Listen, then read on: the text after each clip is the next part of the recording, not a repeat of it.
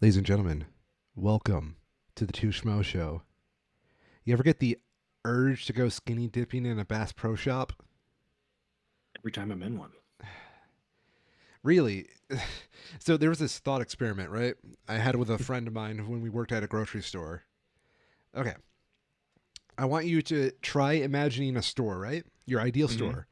Your ideal Okay. store has to be a combination of one store and another major retail store. Which two stores are you fusing? Hmm. That's tricky for sure. Because most stores are horrible. I'd have to start by finding two major retail stores that I actually like.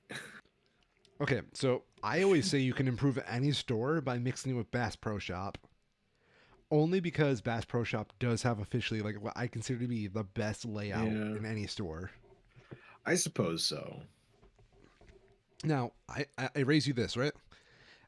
Me being the fucking memer I am, I said Guitar Center in a Bass Pro Hmm. Shop because I'm just me. But I raise you Spencer's in a Bass Pro Shop mixed. Hmm. Dildo That's Mountain. kind of like what like fries used to be, wasn't it? What's fries? I don't think we had any of them by us, but particularly out in California, they had fries that competed with like Best Buys, Okay. but more than just electronics, that were just giant stores with kind of a little bit of everything, with a focus on like electronics, musical instruments, that kind of stuff. That's badass. And they went extremely bankrupt because, it's 2023 and that kind of stuff doesn't work anymore. That's really true. You Yeah. know, okay, so can we actually go back to Best Buy there? Because I think that's like the Yeah. first story of today that I really want to put my shit in right now. Yeah. They got rid of the DVDs and Blu-rays. Yeah. What sack I religion is this? I fully expected them to get rid of DVDs at some point. I'm shocked they've gotten rid of Blu-rays. I expected them to keep the high def stuff, like the Blu-rays and the Yep. 4Ks, Yep. but I always But no wanted, physical media. yeah, no physical media. Okay, other than the video games, because that does sell well there. Yeah. I went to my local Best Buy yesterday because I thought maybe we can get this shit on a really fucking good clearance because it starts this week. No, they're still selling them fucking wholesale. I mean, not whole Yeah. prices. I don't get it. Yeah. God has forsaken us. It's really, I'll say, Yeah. as somebody who has been as like reluctant to get into the streaming space as possible, where I think to the point right now I have YouTube Premium Hmm. and I have HBO, but HBO is paid for through my cable and internet already, so I don't like actually pay for it. It's subsidized in a way. The I've bought so many DVDs off of Amazon the last like couple of months, and it's wild to me to see Best Buy getting out of that business because it is still the margins on them have to be so high, especially for older stuff. Where like I bought Akira as a Blu-ray, Yeah. and it's like still $15 on sale, but it's a piece of plastic in a plastic box with a piece of paper. That's nothing. That's like pennies worth of materials. So you get this like huge overhead for as long as you're covering the licensing costs, you're making money on it. It's wild. I think it says more about how much Best Buy must be struggling in other areas traditionally, uh, that they have to sort of like cut off these segments that aren't their main focus. So I did go to see like so my Best Buy had like half the DVDs gone and like half of it replaced. Yeah, It was just all Roku TVs that like took over the previous DVD man, selection. that's depressing as hell. Dude, isn't it? It's like literally being outsourced. Hmm. God damn. But I will fully agree with you. I think we Okay, this is are. an interesting fact here. I'm skimming a Verge article, Yo, just real quick. Apparently, Walmart is still the number one market shareholder for physical media sales at 45% of the market. have you ever been to a Walmart like DVD rack? Oh, for sure. But I would have expected it to be Amazon. Yeah, that just makes because it's so sense. easy. Yeah. I will say I go to Amazon for like hard to find stuff. Like for my Marx I Brothers classic suppose. movie stuff. Yeah. I've been using Amazon basically like old school Netflix, where it's just like $10 a month for a box of DVDs because it's just so cheap for the old stuff. There's Oh, because totally. it's a marketplace, right? People have Yeah. all their old crap on there that's not sold in years. How was your Christmas, Cairo, by the way? Oh, it was good. Yeah. Well, so my unfortunately my dad tested positive for COVID, so we weren't able to get much of our family together because of that. But he had, he had been vaccinated multiple times. He started, masking and isolating and taking some stuff at home when he started to get symptoms, and his symptoms were uh, way better than like you would expect for even like a flu. It was really mild and just like unfortunate that it kind of messed up uh, getting together with family once we Hmm. knew about it. Um, but other than that, I still went over and hung out with my folks because I had a week off of work for the holidays with the way that the days lined up with New Year's. Yeah. And I was like, you know what? If I get sick, I'm not going into work anyways, and I probably won't anyways because he's doing well managing his symptoms and masking, and I'll be masking, and it'll be fine.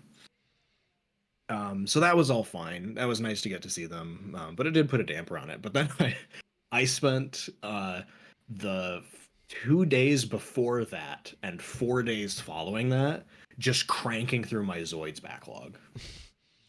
Are you I still had doing the like, models? oh yeah, I went Oh. on a hot streak where I had bought the Capaldi and Whitaker seasons of Doctor Who, Okay. and I had five fairly large models, and I just burned through DVDs and put plastic together with probably inhaling more glue than I should have in the process. Dude, I'm actually kind of jealous. But it was a huge waste of my time, and I'm extremely glad I did it. Did Because you I'll send you some pictures later. Some of them just look really fucking cool.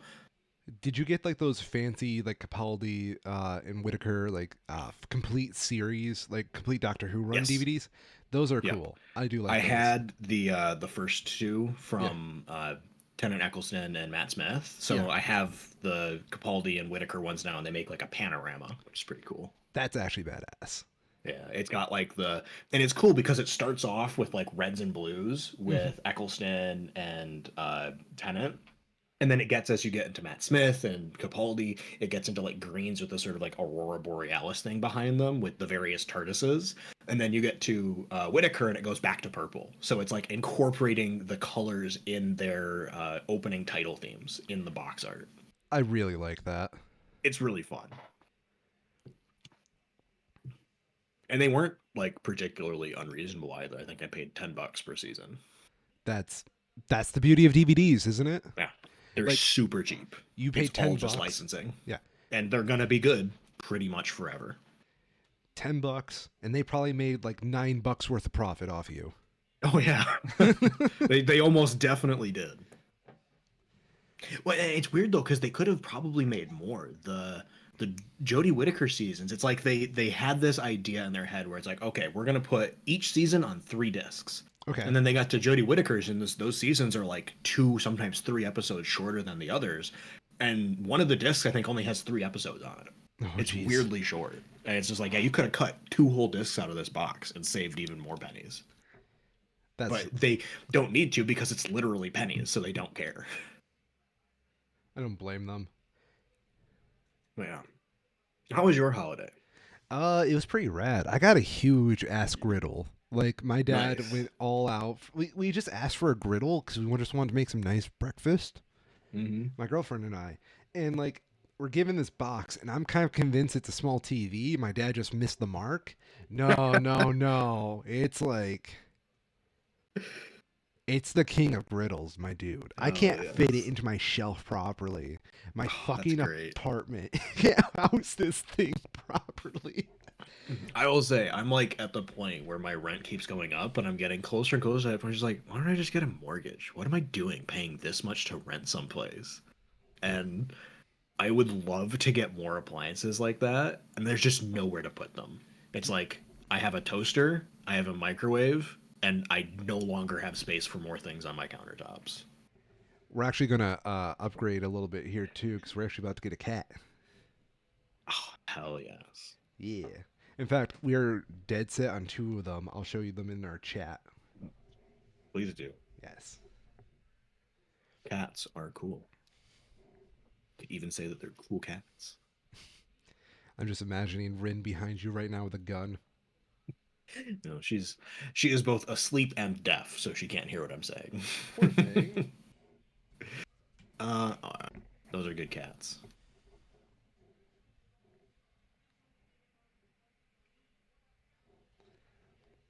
Did you get anything cool from Santa this year?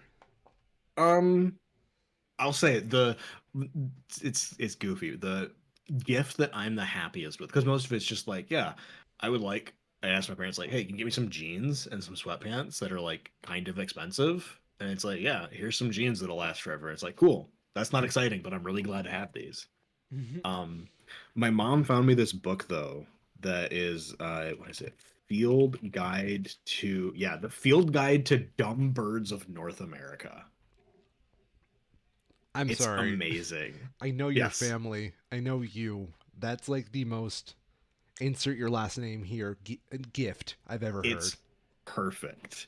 This guy wrote this book. It's about, birds in North America, of course. It's got a really good foreword in it about how ornithologists, birders, and photographers are all stupid, and birds are stupid, and they shouldn't be happy about what they're doing because birds are stupid and they're wasting their time looking at them. And then it's got like the next three-quarters of the book is like penciled out drawings just insulting various North American birds. It's You like know, robins, fucking stupid. Get rid of them. Crows, eat everything. Get them gone. Pigeons, shit everywhere. Useless birds in the bin. It's amazing. sounds like John Oliver releasing his diss track once he won Bird of the Century. But I highly rate it. It's a great little book. Have you ever heard of trout fishing in America? No, I don't think so. So back when we were in college and we had Professor Pav running around, he introduced me to this novel. It is basically just like the weirdest book. I haven't fully read it. I've read a couple pages out of it here and there. But Hmm. every time I like peek into it, it's like a wild ride and it gives me the same vibes as like what you were talking about. Hmm. Just like unfiltered opinion. Here, I'll be right back. One sec. Oh boy. He's going to get the book, isn't he, ladies and gentlemen? I'm excited for this book. Let's hear this. Well, we should have a two schmoes book club. Oh, sorry. Go on. Okay. I just went over to grab it because I had it on my bookshelf. Because there's some great, just like one-liners in here. Um, okay. Author's note. The ABA, American Birding Association, asks that you please follow their code and distribute and teach it to others. If you can't be dissuaded from birding, or if you enjoy reading rules, I recommend that you visit the ABA website and read the official version in its entirety. As far as codes of birding ethic go, it's the gold standard. All that said, for what it's worth, birds themselves are unethical little creeps. Take a look at their mating and child rearing habits if you don't believe me. Plus, they don't even think twice before just plain shitting all over your Adirondack chairs. Let him cook. Let him cook. Yeah. Yeah. And then you get to yeah. So where did it go? Um, yeah. So brown-headed cowbird is the common name for the shit-headed cowbirds. These shitheads are the worst. They lay eggs like it's going out of style. Seriously, like one every day all summer long. Yeah, great book. Small, it's quick read. It's like probably 2 3 hours at most because it's mostly pictures, but it's good. Good shit. I was gonna mention also, I looked up that trout fishing book. They have it on Amazon, and they have an example of what the book would look like if you were to hold it. They do that with every book, and I don't understand why they do that. Was I guess to show you the size, I assume, for whatever reason. But did you see the meme going around of somebody that had like Oh, a the the book of CPU. no. No. Let me see if I can find it. So on Amazon, if you pull up AMD like CPUs, Okay. it's 3,800. It's being stupid. I'm still looking for books. Um, oh, it's not doing it anymore. It gave them the option to have like, what does this look like in your room? That thing for a computer chip. So they hit the button and it's like this picture of them in their kitchen and it's just this tiny gray square on the floor of their kitchen because yeah, I guess that's what it would be. I think that's a very helpful feature actually. What if we Yeah. want something larger? Have you seen those Stanley Cups going around? Stanley Cups now. So Like the hockey? no, that's the weird part, right? So it's like it's a tumbler, like a beverage holder, right? Okay. Yeah. So they have a pretty distinct shape for the most part. Oh yeah, like the thermoses. Yeah. Yeah, yeah. Oh yeah, they've been around for forever. I haven't seen it in a long time though. So I've been seeing these things fucking everywhere. I don't know if it's just Yeah. because I'm up here in the city or a little bit more, but Mm-hmm. I was at the gym today. The gym on a Sunday. Yeah. Keep in mind, we're it's first week of the year, so there's got to be a lot Mm-hmm. more activity than a normal Sunday. Mm-hmm. Yeah, I saw fucking 7 of these on the treadmills Weird. running with me. I'll say though, that's the kind of thing like they're a little expensive, Yeah. but something like Stanley or like a real Maglite is the kind of thing that it's built for people who like actually use them for their jobs and they're gonna last forever pretty much because they're made the exact same way as they have been for a long time usually. I do like items that I will gladly pay extra if something is going to Yeah. last me forever. You know? Yeah. That's kind of funny. Maybe there's probably like some TikTok shit or something I think it that is a TikTok thing. popularized it. But I don't blame people. For you know, like for the size of them and as well as they work, it's like, yeah, what else are you gonna do? You can buy some shit from China that's single walled and doesn't work. You'll save $20, but you know, it's up to you if that's worth it or not, right? No. I also do kind of love, it takes a very particular kind of person that's gonna be like, yep, I need a liter and a half of coffee today, and it needs to stay hot the whole time. And that's the kind of person that knows who they are and is just going to be doing their own thing. You're not going to stop them. Thanks, buddy. I've gotten to quite the coffee addiction lately. Have I told you how many cups I'm down to a day? No. So I drink like 3 cups. Hmm. 2 of them are French pressed cups. So that's pretty nice coffee right there.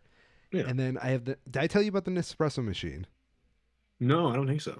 I got an espresso machine, and I'm pretty proud of this. I got it out of Meyer. My girlfriend works at Meyer, and every once in a while they do like these little appreciation, like you're here forever kind of discounts, where Okay. they give 20% off everything in the store. Hmm. So I used her 20% off with Nespresso doing another sale for 25% off one of their machines. And I ended up getting this $189 Nespresso machine for like just south of $70. I think it was like 67 bucks. Nice. Yeah. That's Yeah. nice. It is very nice. I probably made back like the actual amount they lost for them because I bought so many fucking pods. True. But dude, it's the coffee of all time. Yeah. Yeah. To this day, my only like real experience with coffee is when we have like a coffee machine, like a vending machine at uh, my work still from like the 90s that's probably never been cleaned. The only time I ever drink coffee is every once in a while they'll have it be like free, like literally free. And I'll get like a cup or two a day when it's literally just like, yeah, flavored water time. Mm-hmm. And it's objectively awful, but it's free, so I gotta get some.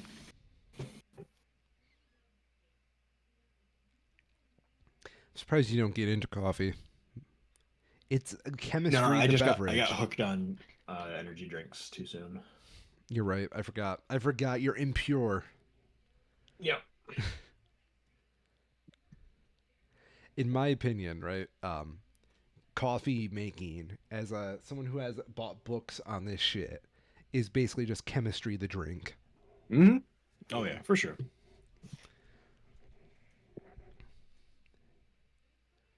So, what's next for the show? What's the news? All right, We were let's pretty get into much some news gone because for. we got quite a few things. Let's do it. More than just Best Buy happened this week. The big news of the week, the short one was that like a follow up of like when we were last here 3 weeks ago. Um, the DOJ court case that was asked to be put in front of the Supreme Court, asking for them to basically skip the appeals process and just go straight to SCOTUS, was denied. So they will have to go through the appeals court, and Trump will inevitably be delaying that as long as possible. So that sucks, Yeah. but is also not especially unexpected.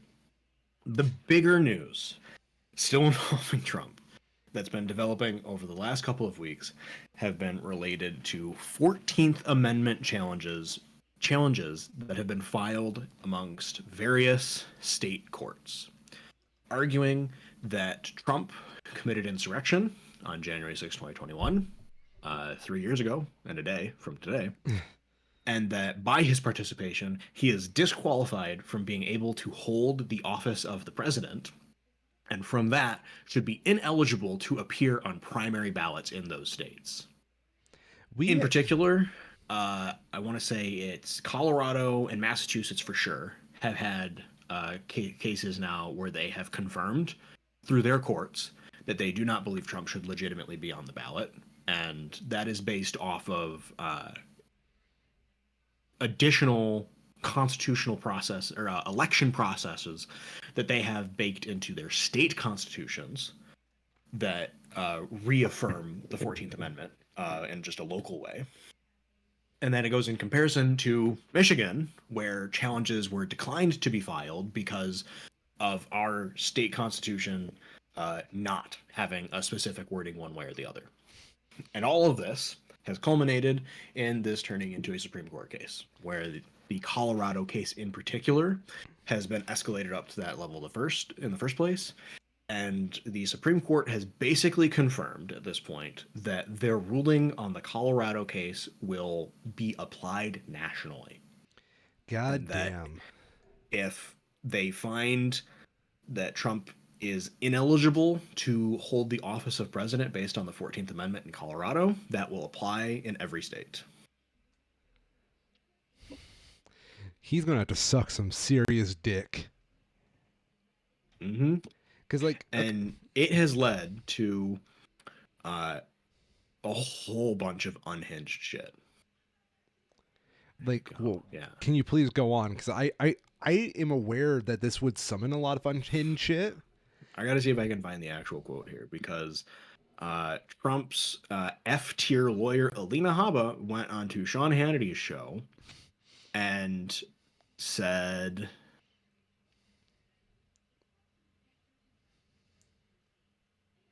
oh, where did it go? Of course, they have a video.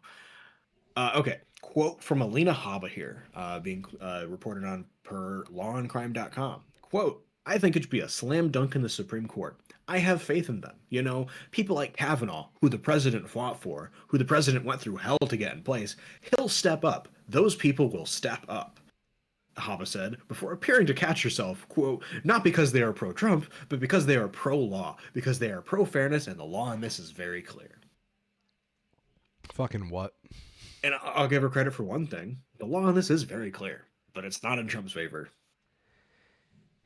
What is your opinion? Because like this is where So the fact of the matter yeah, is that the 14th Amendment was written for the explicit purpose of preventing Confederates from holding office again after the Civil War. yes, And there has been all sorts of conversation as to, where does that qualify them for? Does there have to be like a legal process for that?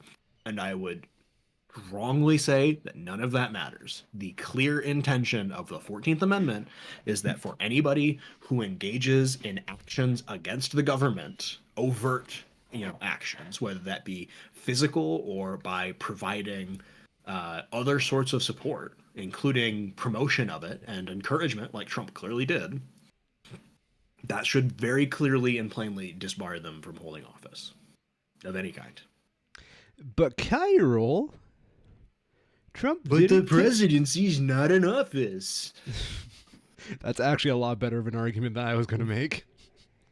That is what they're claiming, Yeah. is that the presidency itself is not an office and that officers are those below the president. But that is immediately contradicted by the original intent of the law, that was to stop Confederates, including Jefferson Davis, from holding office in the future.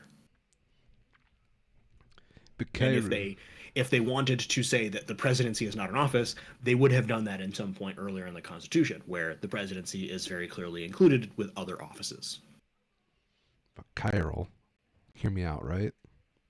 Yes. He didn't explicitly tell them to go raid the Capitol in his name.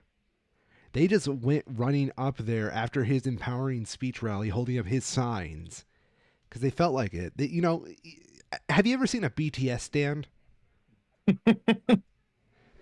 It was like that. It was Fortunately. all harmless fun.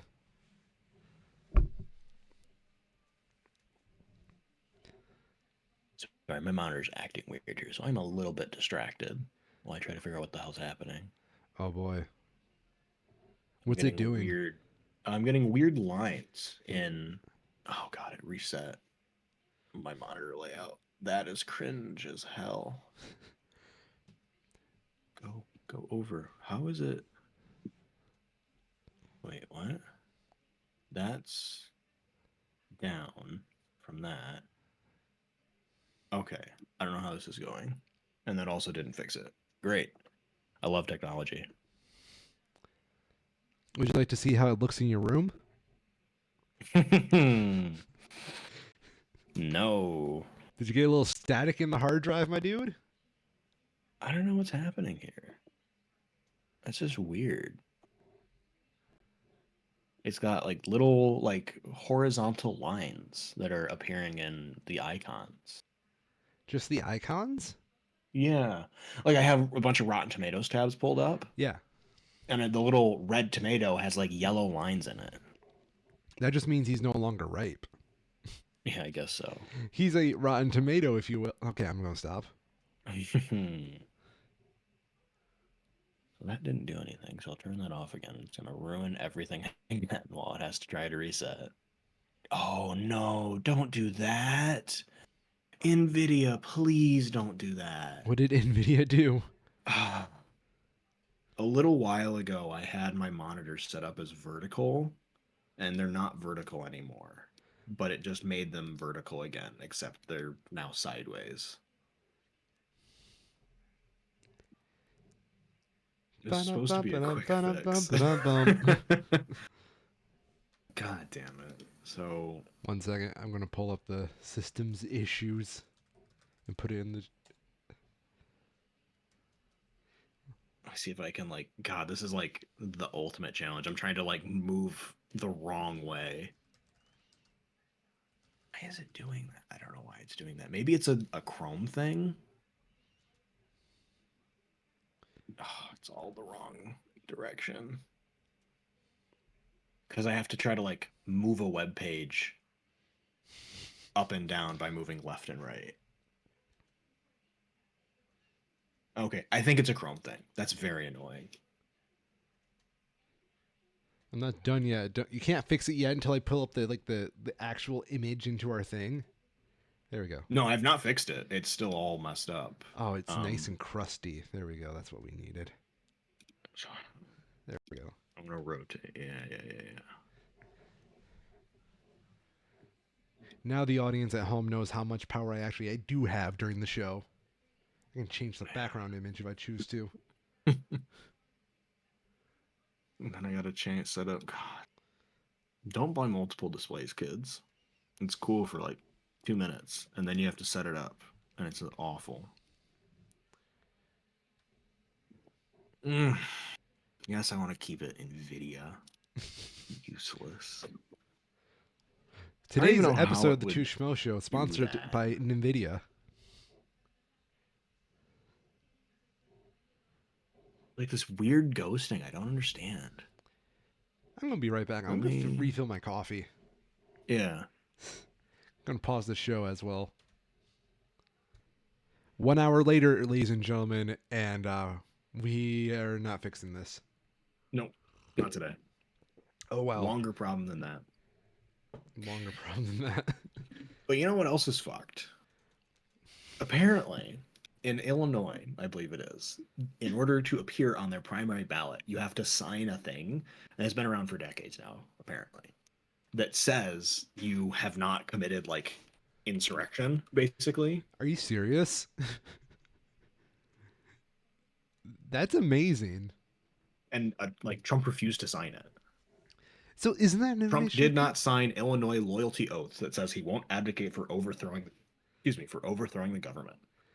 What It's a a vestige of the McCarthy Red Scare era.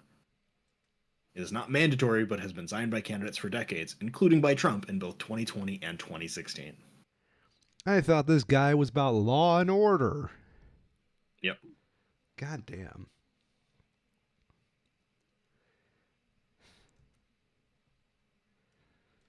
Uh, as well as that, we had Trump who warned of, quote, big trouble if the Supreme Court agreed to hear this Colorado case. They have just agreed to hear the Colorado case. So, yeah, they're completely hinged. So the way I'm looking at this is that he just wanted them to just strike it down immediately, and now they're actually treating it like a full. We're going to listen to it just so we can give it a full Mm. decline. Well, which is weird, right? Because if they just said, no, we don't want to hear it, the Colorado standing holds, and he's not on the Colorado ballot. Yeah, It's like dog chasing its own tail completely.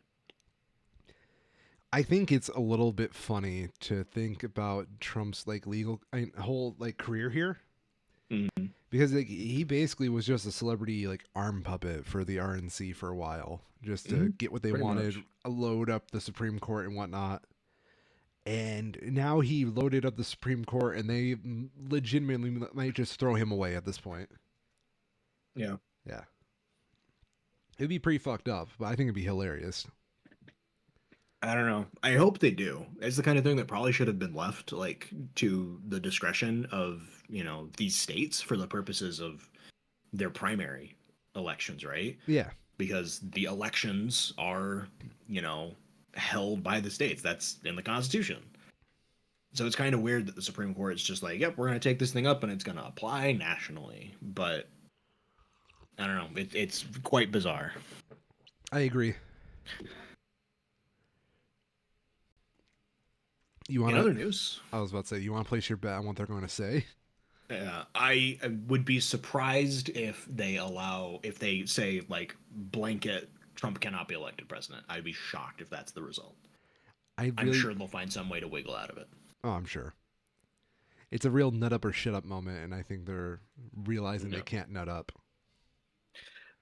Um, it'll be very bizarre, right? Yeah. Because the Democrats on the court, Democrat leaning justices on the court, um, will probably almost be guaranteed to go in, against allowing Trump to remain on, holding office based on the 14th. The older justices, like, think like Nixon era, right, Mm-hmm. are almost guaranteed to be, full presidential immunity from everything and all that kind of crap, because of course they will. But there's some legitimate questions, like particularly with Kavanaugh, of like which way are you gonna go, right? Gorsuch seems to be a strong, like, originalist type person. So I wouldn't be surprised if he does be like, yeah, they wanted people who did an insurrection to not be on the ballot. Sorry, Next time, don't but insurrect. yeah, Yeah. I Check don't know. yourself before you insurrect yourself. It's definitely not. I think anybody who says they know how it's going to go is lying to themselves or the people around them, because it is likely that they'll balk at it and find some way to give Trump an out, because that's what the Supreme Court has done, right? Yeah. Since its inception, practically. Um, but it's not going to be a guaranteed thing. If they want to do that, they're going to have to stand on their goddamn heads to find a reason to do it. I think it'd be very funny if one of them somehow dropped dead. And I'm not saying that I want anybody to die. I'm going to say that very clear and concisely into my Mm, fucking recording microphone right now. No yes. one should die. But if someone did die, that'd be fucking hilarious at this time and juncture in this case. Hmm. I'm not saying I wish any of you dead. I'm just saying it would be hilarious if it happened. I'm thinking there would just be one less justice there. It would be kind of hilarious since it could go either way at this point. Yeah. It eliminates less uncertainty but creates more uncertainty. Yeah. I was thinking about aiming it at a specific justice, and I know you know the one I'm thinking of. Hmm. But then, like, nah, because if that person dies, it's gonna look really fucking bad on me. Yeah. In other sort of related news, Yo, the Attorney General Office has announced that as of January 6, 2024, they have had a total of 1,265 arrests related to the January 6th riot and insurrection. there was that many motherfuckers out there. Oh, there's more that they haven't gotten yet. Of note, the FBI has renewed their efforts to find the person who failed to detonate pipe bombs in the area, if you remember that.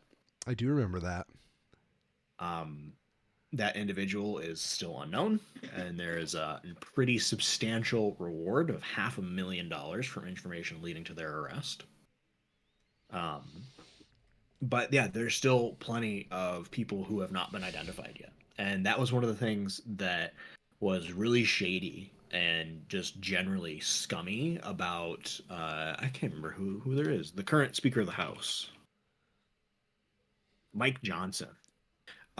As they released footage from January 6th, as they committed to do, they redacted or blurred the faces of people shown in it because a large portion of the people identified in the January 6th event has been by relatives and friends who recognize these people in the footage and then contact the FBI and be like, hey, I know who this person is.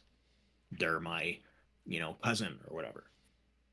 And they know that by, blurring the faces of people in that, that's going to hinder that process Mm-hmm. where there's this new footage and people aren't going to know who's in it because they can't see their faces.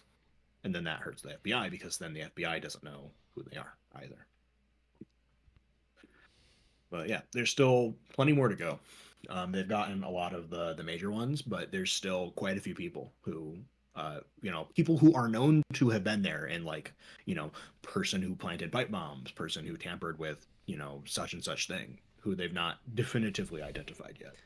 God damn. We should have an episode where we just try to identify that person. We'll split the money 50-50. There is a running theory that is completely unfounded.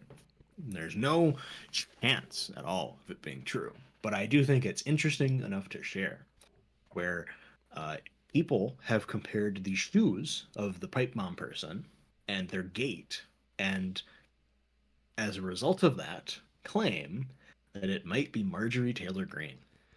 Oh. So completely unfounded, to be clear.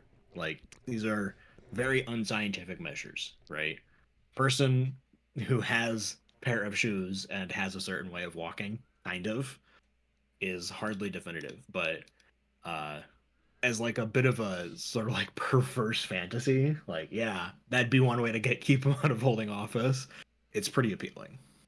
I'm sorry. I was not prepared for that. Can I get a redo? Because like I've been Yeah, quietly laughing, like Dick Dastardly and Muttley kind of laughing, like hee hee hee when you said that. But like I want to redo that real quick. yeah. People have Marge, claimed Marjorie, turn yourself in. Marjorie Taylor Greene. Who was it? Was it? I can't remember if it was Bobert or Green, who has now moved to a new district in Colorado because they are guaranteed to be voted out of their current district, and they're trying to desperately hold on to power. So This is real, just real the classy. wackiest timeline that we're in. Yeah.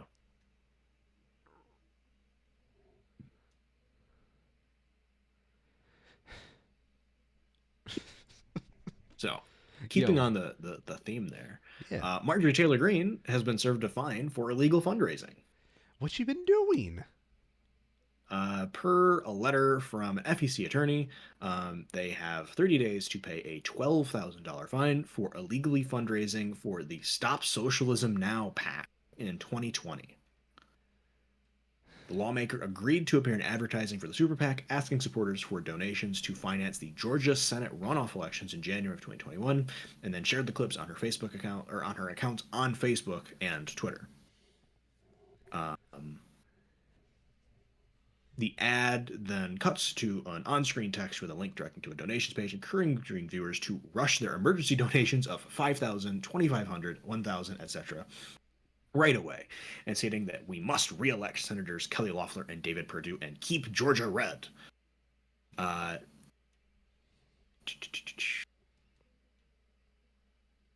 per the complaint that was filed in May of 2021, they alleged that Green violated the soft money ban in the Federal Election Campaign Act of 1971 for soliciting unlimited contributions.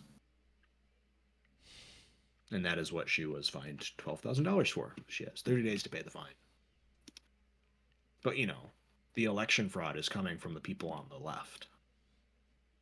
You know, if they think of like the political spectrum as a circle, eventually, if you go far enough left, you kind of do go back to the right there. So they might be onto something.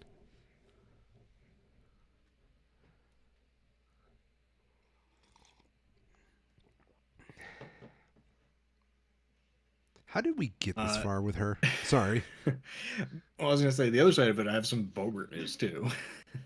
Oh, you mean like Marjorie's like slightly less embarrassing sister? Yeah. Yeah, go on. Apparently, Bobert's ex husband called the cops after a physical altercation in public on Saturday night. Police have confirmed that there's an active investigation into an alleged physical altercation between Bobert and her husband, Jason Bobert, at a restaurant in her district Saturday night. They would not comment further. A Bobert aide told the Daily Beast that no one was arrested and that Laura Bobert acted in self defense as a victim. Or, no, sorry. That Laura Bobert acted in self defense while an aide.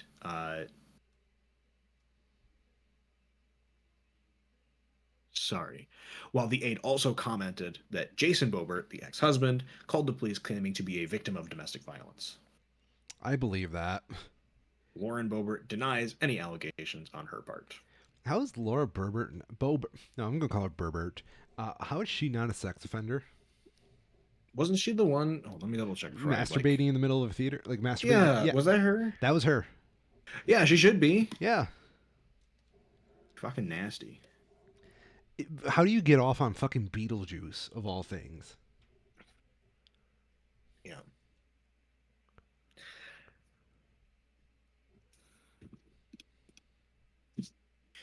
All right, I got two more real news stories here. Okay. And we can get to entertainment stuff. Oh, fun. Uh, Rudy Giuliani has been ordered to pay $148 million for the defamation of Georgia election workers.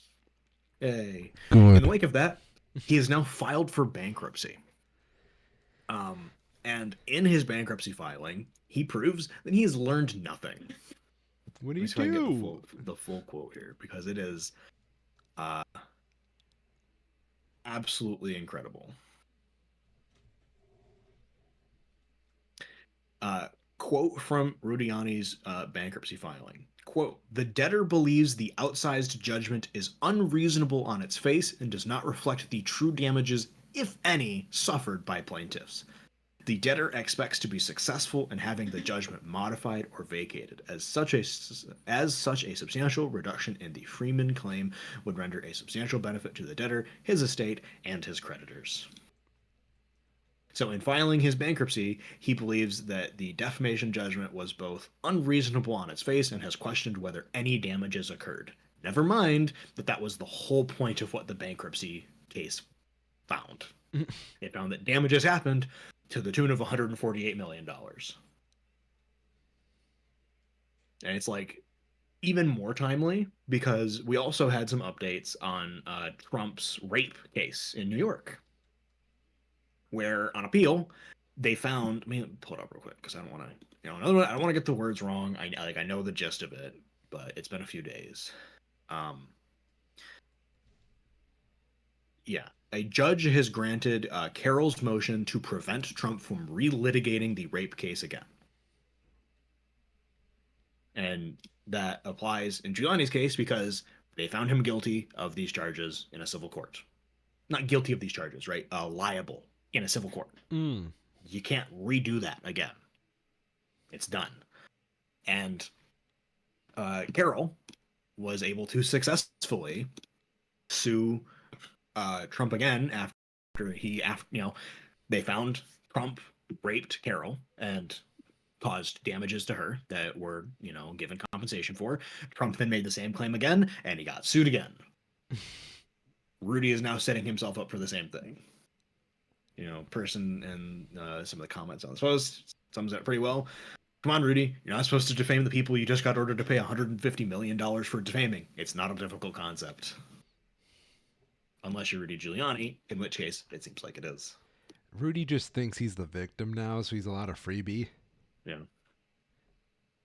Speaking of victims, I need to look more into this, but apparently there's some drama happening with the Michigan Republican Party. Yo, I've been hearing tons of stories Yeah. about like how embarrassing it is right now. Apparently, in the wake of the last election, the Michigan Republican Party elected to the head of their board an election denier who takes very strong positions, of course, etc., etc., etc. Doesn't super matter, other than the fact that they're an election denier.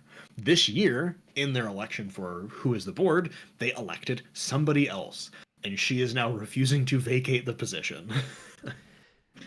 Oh my god, I love. Okay, this is like my favorite reality show right now. Mm-hmm. Is the Yep. the GOP of Michigan.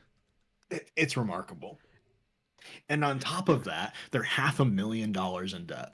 $500,000 in Half a politics. million. They're not making that back fast. No. Like, if you go into debt in politics, you're doing something wrong from the start. Yeah. God, Schneider did a number on these fucks.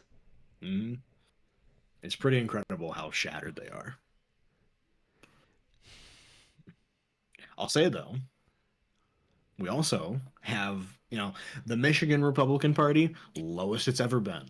Lions football team, highest it's ever been since like the 30s. So I'm not saying it's related, but My good sir. Wait, when was how was the RNC? I'm sorry, the GOP in Michigan during 2008? well, it was Snyder, wasn't it? Yeah, I think it was. Let me double check. Yeah, because I'm implying if you can find a correlation between that and like He the took over 2011. okay, So that would have been end of Whitmer's term. But that was also when the Republican Party, I believe, had control over the Michigan Congress. And it was a bit of a deadlock. so you're saying there is a correlation between the Been a RNCs? long time, though. Yeah.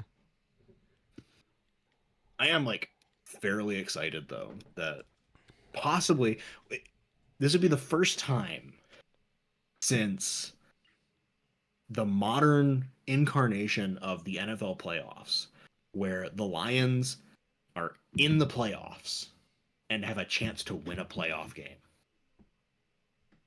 They've never done that before. Not since the 30s Since the or the 50s, 30s? maybe. Oh. Yeah. Longer than most people's lifetimes. Put it that way. Yeah. And it's easily the first time since then that there's been any chance of hope of them being even close to resembling a Super Bowl contender. So that's pretty cool.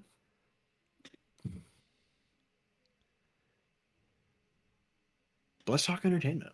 Yo. News sucks. Everything is awful. But we got a Color Purple remake. Was that any good? Apparently. Hell yeah. 87% critics, 95 audience.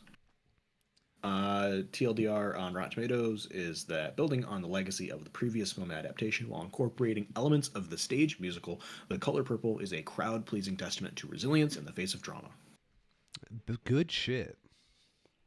I'll be very happy to see this at some point. Almost definitely not going to see it in theaters, just because I don't want to go to the theaters right now.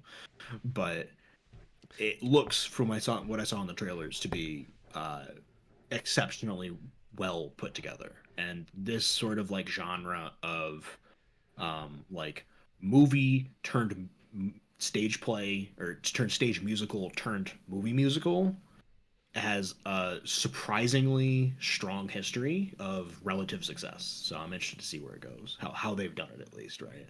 Oh fuck! One more news story. Did you want to talk about the Epstein updates? Oh, not really yet. Okay, fair enough. We can say it from the perspective, right, of more information, particularly flight logs, have been made public, and Yeah, people are going through those to figure out what's going on. And while I have enjoyed some of the memes that have been coming out for it, it feels uh pretty premature at this point, right? Because Epstein, while also being one of the most deplorable individuals in the world, was also a very wealthy businessman. And we have no way of knowing what reason somebody was traveling with him or on his plane without him, just from a flight log. I agree. One of the things I'm very disappointed about is how people have exaggerated a lot of these findings Yeah, because like a lot of them is just like personal information that really doesn't correlate much. yeah. There's like people. Especially when a huge number of the people on these flight logs are people who have been openly testifying against Epstein and the fucking hench lady. Again, Oh, testifying Maxwell. Yeah. against them in court to try and get them convicted. Yeah. In my I don't know. I really hate the narrative that it's this nice clean list that's like Yeah. top 10 Epstein Island visitors. Number 1, Bill Clinton. Yeah, number two, Stephen Hawking. Because yeah, I've it's kind of shit like that. appreciated the Stephen Hawking memes, but it's It's also it's very funny, but it is only funny as a joke. yeah, you can't take Trying to that seriously. I was right. I waited for them to come out and I was kind of reading through them and like at Yeah. a get together with some friends and like they were all like, "Well, tell us the big news." I'm like, "There really isn't much." Yep. Yeah. If you want to learn the news, uh, I think Trump's opinion on Epstein is much more significant. Quote, I've known Jeff for 15 years. Terrific guy. He's a lot of fun to be with. It is even said that he likes beautiful women as much as I do, and many of them are on the younger side. Quote, Donald Trump speaking about his old pal Jeffrey Epstein in 2002. Jeffy E and Donnie T. You know, shit like that should be far more defaming than an individual appearing on a flight log once. But, that's not how our media landscape works anymore. Well, there's no real fun story in all that. It's really depressing. No, no. But Anyway, yeah, back to Color Purple, entertainment. Yeah. good movie seems like, and I'm glad to see that. We had stuff that have been pretty controversial in the past, right? With like Les Mis, so getting a good stage adaptation to film, particularly of a musical, is always good to see. And there's a ton of actors in this that are well known already that I think are going to be really fun to see in this sort of format. Good shit. After that, we had Ferrari, which is really only of note to me because we have Adam Driver playing crusty old Enzo Ferrari himself. And he kind of pulled it off surprisingly well. Like, here, let me send you this one. Can I copy it? No, of course not, because Rotten Tomatoes sucks. I always forget that. It's like, yeah, right click, save image. All right, Rotten Tomatoes sucks. Um, but yeah, Adam Driver seemed to be a sort of like a surprisingly good fit for the role. Movies doing kind of medium, 73 critic, 74 audience. It's always weird to me to think of Adam Driver nowadays because, like, Yeah. obvious pop culture, like, bearing to him is like he was in fucking Star Wars. Mm-hmm. But it's like, I can't see him as like a Star Wars person just because of how milk toast his movies were.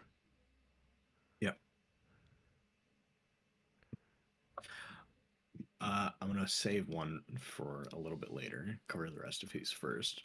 Migration. Oh, boo. This is Universal's same people who did Illumination, the Yeah. Despicable Me, and all that crap. Uh, 72 critic, 87 audiences. Who would have guessed? Uh, Skimming through some of the reviews, people generally like it. Um, Others are critical of the simplistic plot. Some saying here, this kind of plot has become a staple of Hollywood animation, one about the overprotective dad who needs to learn to let go. Irony is that Migration plays it safe in just about every respect. For a movie in which the central characters occasionally have reason to lament how delicious they are, it's simply not as tasty as it could be. In other side of things, it is a family-friendly, seasonal, non-denominational holiday movie option, but it is more fun to pick out what makes this a Mike White project, and his influence gives it a slight edge over the rest. The extremely charismatic and pleasant characters, and an adequate rhythm, it manages to captivate both children and adult audiences. It is an animated movie. Who would have seen that coming? No, it's an Illumination movie, so animation isn't their strong suit. I hope you know that. Yeah, I'm kind of tired of a lot of that sort of stuff. So let's just move on. Yeah. Something I wanted to mention because just by coincidence, I ended up watching a couple of action movies last night with the family. In particular, some of the old like Tom Clancy, Jack Ryan type ones, and I was Okay. kind of like, it sort of clicked for me where there were two movies that came out over the holidays here that fit into that sort of like exact niche of ex government agent who does specific thing or has a specific title must be unretired, right? And it's just like, wow, this is so played out that they released two movies within the same week that are both titled The Blank and have basically the exact same plot, and they're both pretty bad. So we have The Bricklayer, What? featuring Aaron Eckert, who is the kind of person whose name you might not know, but if you see his face, you'll be like, oh yeah, that's the guy in like a million different action movies. And he's a pretty good actor, so I don't want to give him too much crap. Movie is got a 50% from critics, 50% from audiences, and it's exactly what it sounds like. The Bricklayer follows a rogue insurrection blackmailing of the FBI by assassinating foreign journalists and making it appear that the agency is responsible. As other nations begin turning on the United States, the CIA must lure Steve Vale, their most brilliant and rebellious operative, out of retirement. With an elite and deadly skill set, Vale is tasked with helping clear the agency's name, forcing him to confront his checkered past while unveiling an international conspiracy. I don't like that. Yeah, it's extremely generic. Um, the other one, which is currently sitting with a whopping 0% after six reviews, that caught my eye because it has John Voight in it. And I was like, oh, yeah, what's he been up to after he went completely off the rails?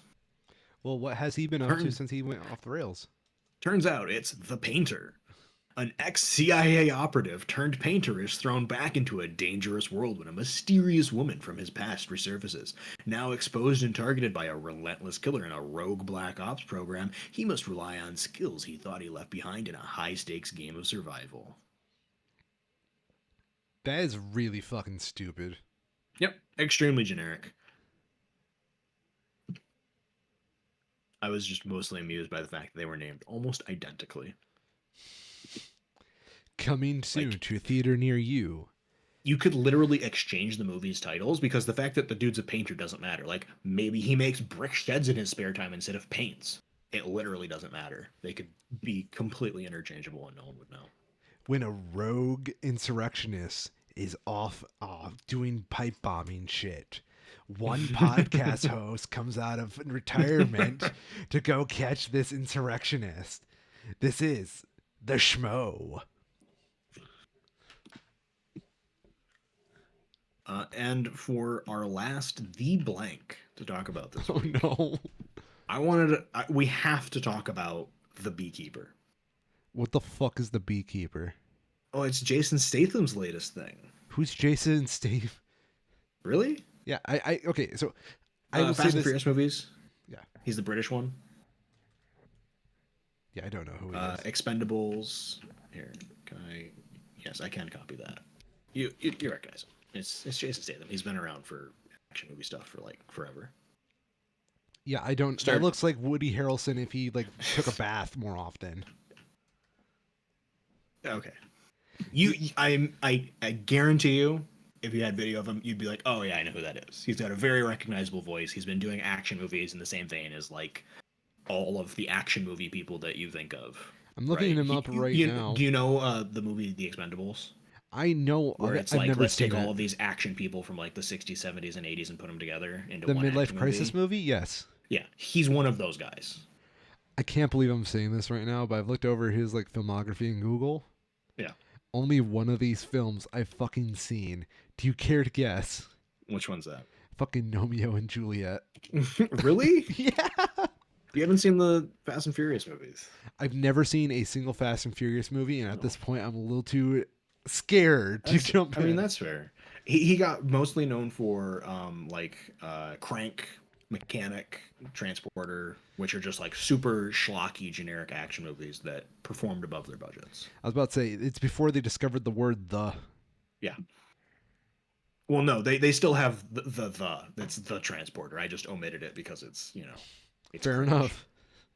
The Expendables, the Meg. It's the exact kind of thing that you would expect. I've But they been. did the Fast and Furious presents Hobbs and Shaw. He's the Shaw in that. I was very, and I'm still morbidly curious about the Meg. It looks a special kind of awful. Yeah. It was awful enough that they made an awful sequel of it. So, it's in Sharknado territory for sure. You know, as a white man, I too can attest to the feeling of running up the stairs despite my mediocrity. Yeah. Trying to skim through his stuff, see if there's anything else that I would recommend of his. It was apparently in The Italian Job, which is a decent, like, Ocean's 11 sort of knockoff ish. Okay. But otherwise, Hobbs and Shaw is a good, just like dumb summer action type movie to watch on its own. And sort of, it exists outside of the rest of the Fast and Furious crap. It's just like, here's Jason Statham and The Rock fucking around for 2 hours. That's fair. Yeah, it's not good, but it is entertaining. But he's in The Beekeeper. In The Beekeeper, one man's brutal campaign for vengeance takes on national stakes after he is revealed to be a former operative of a powerful and clandestine organization known as Beekeepers. Well, what do they do? Personally, I am very intentionally not watching trailers for this because I want to go in and see this blind. I know what the poster looks like, and it's got like him made of bees. I want to see it, and if he doesn't turn into a swarm of bees at some point in the movie, I'm going to be extremely disappointed. I was about to say, what if this is just like a secret, like Marvel DC movie? Like, Yeah. just not, Well, they want to see if they can get past like the toxic reputation they've developed. I must have gotten it mixed up with something, but I thought it was a DC movie. Maybe it's just because of the stupid name. He's got like Rob Schneider disease. Yeah. The Beekeeper, coming to a theater near you. Directed by David Ayer, also stars Jeremy Irons, Josh Hutcherson, Minnie Driver. So it's got people in it, but wait, what? So here's the synopsis that we apparently know about it on Wikipedia. Mr. Clay is a former operative of a clandestine organization called Beekeepers after his friend and neighbor dies by suicide after falling for a phishing scam. Mr. Clay sets out to exact revenge against the company responsible. Is this fucking John Wick, but instead of a dog, it's a neighbor? But bees. So was the neighbor the eponymous bee he was keeping? I have no idea. It sounds like the kind of thing that's stupid enough to keep my attention for 2 hours, though. Not a Just like minute trying to. more. No, it's only an hour and 45 minutes, but it's like there's enough stupidity that it's engaging of just trying to figure out what the hell is happening. And Jason Statham's a pretty good action star kind of person, so I don't doubt that like any stunts and action choreography they have should be pretty solid. What else has David Ayer done lately? Was in Birds of Prey, right? did the original Suicide Squad, which is Fury. Oh, speaking of Suicide Squad and a subject we were going He to wrote talk the about Fast and later, Furious, right? do you know who the What's main up? villain of Suicide Squad 2 is? I hadn't heard they're doing Suicide Squad 2. No, I don't think I have. The Suicide Squad, my apologies. I forgot Yeah, we yeah. just No, no, I know the discovered but like the good one, right? the good one, yes. Yeah. No, I hadn't heard. Fucking Peter Capaldi. The like character who, because he was in the first one, wasn't he? I don't know if he was in the first one, but I I know thought he was the like guy who made the Starro, or like was containing Starro. I'm not sure, but he looks fucking terrifying and I fucking love him in Suicide Squad 2. Yeah, he plays Gaius Greaves slash the Thinker. Yeah. Yeah, he looked that way in the first one.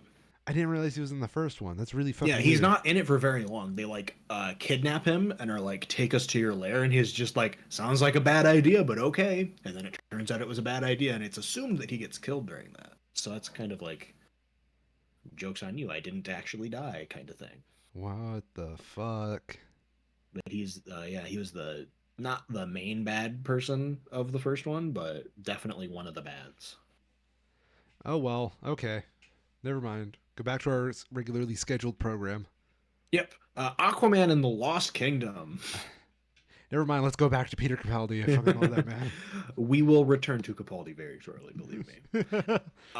But yeah, the Aquaman sequel has released to, I believe, like the exact same scores as the other one had. 35% critics, 81% audiences. Listen, right? Yeah. No one goes to Aquaman 2 without pre established expectations. Do you know what's really crazy though? What? They just took all of the same characters from Aquaman 1 and are using them again. I respect that so much. Because Aquaman 1, you have Aquaman, his evil brother, and Black Manta, right? And his evil brother's the main villain, and Black Manta's like also there and also a villain. And he's sort of juggling them both. In this one, Black Manta is now the main villain, and he's apparently doing this stuff with his brother, who is now good-ish. Okay. Yeah, and that's the movie.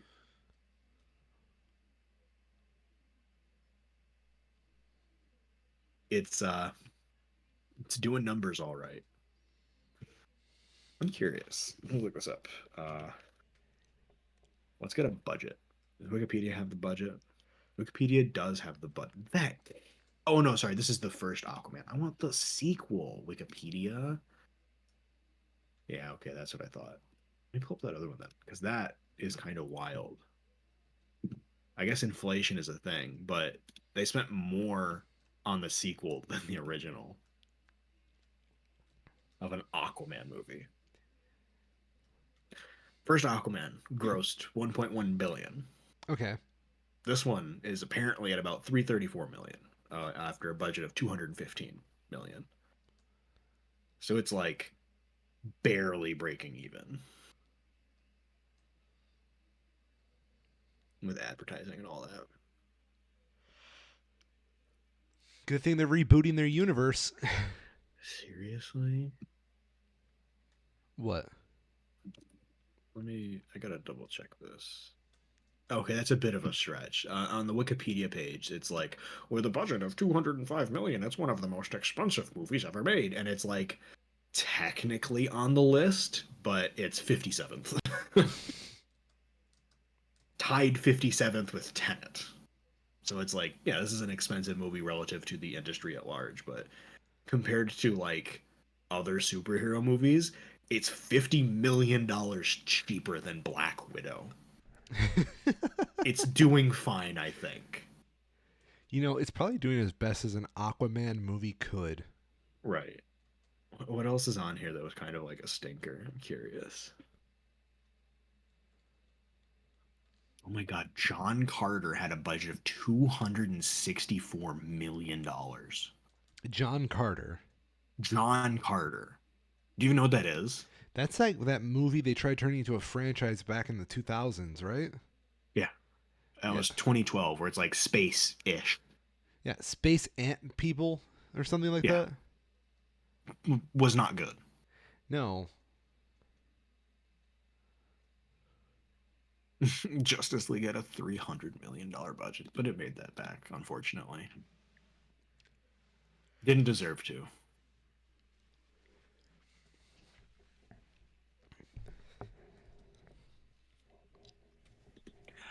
Jurassic World Fallen Kingdom made $1.3 billion. Movie industry's fucked. Let's talk about something else. really, just pop culture is fucked.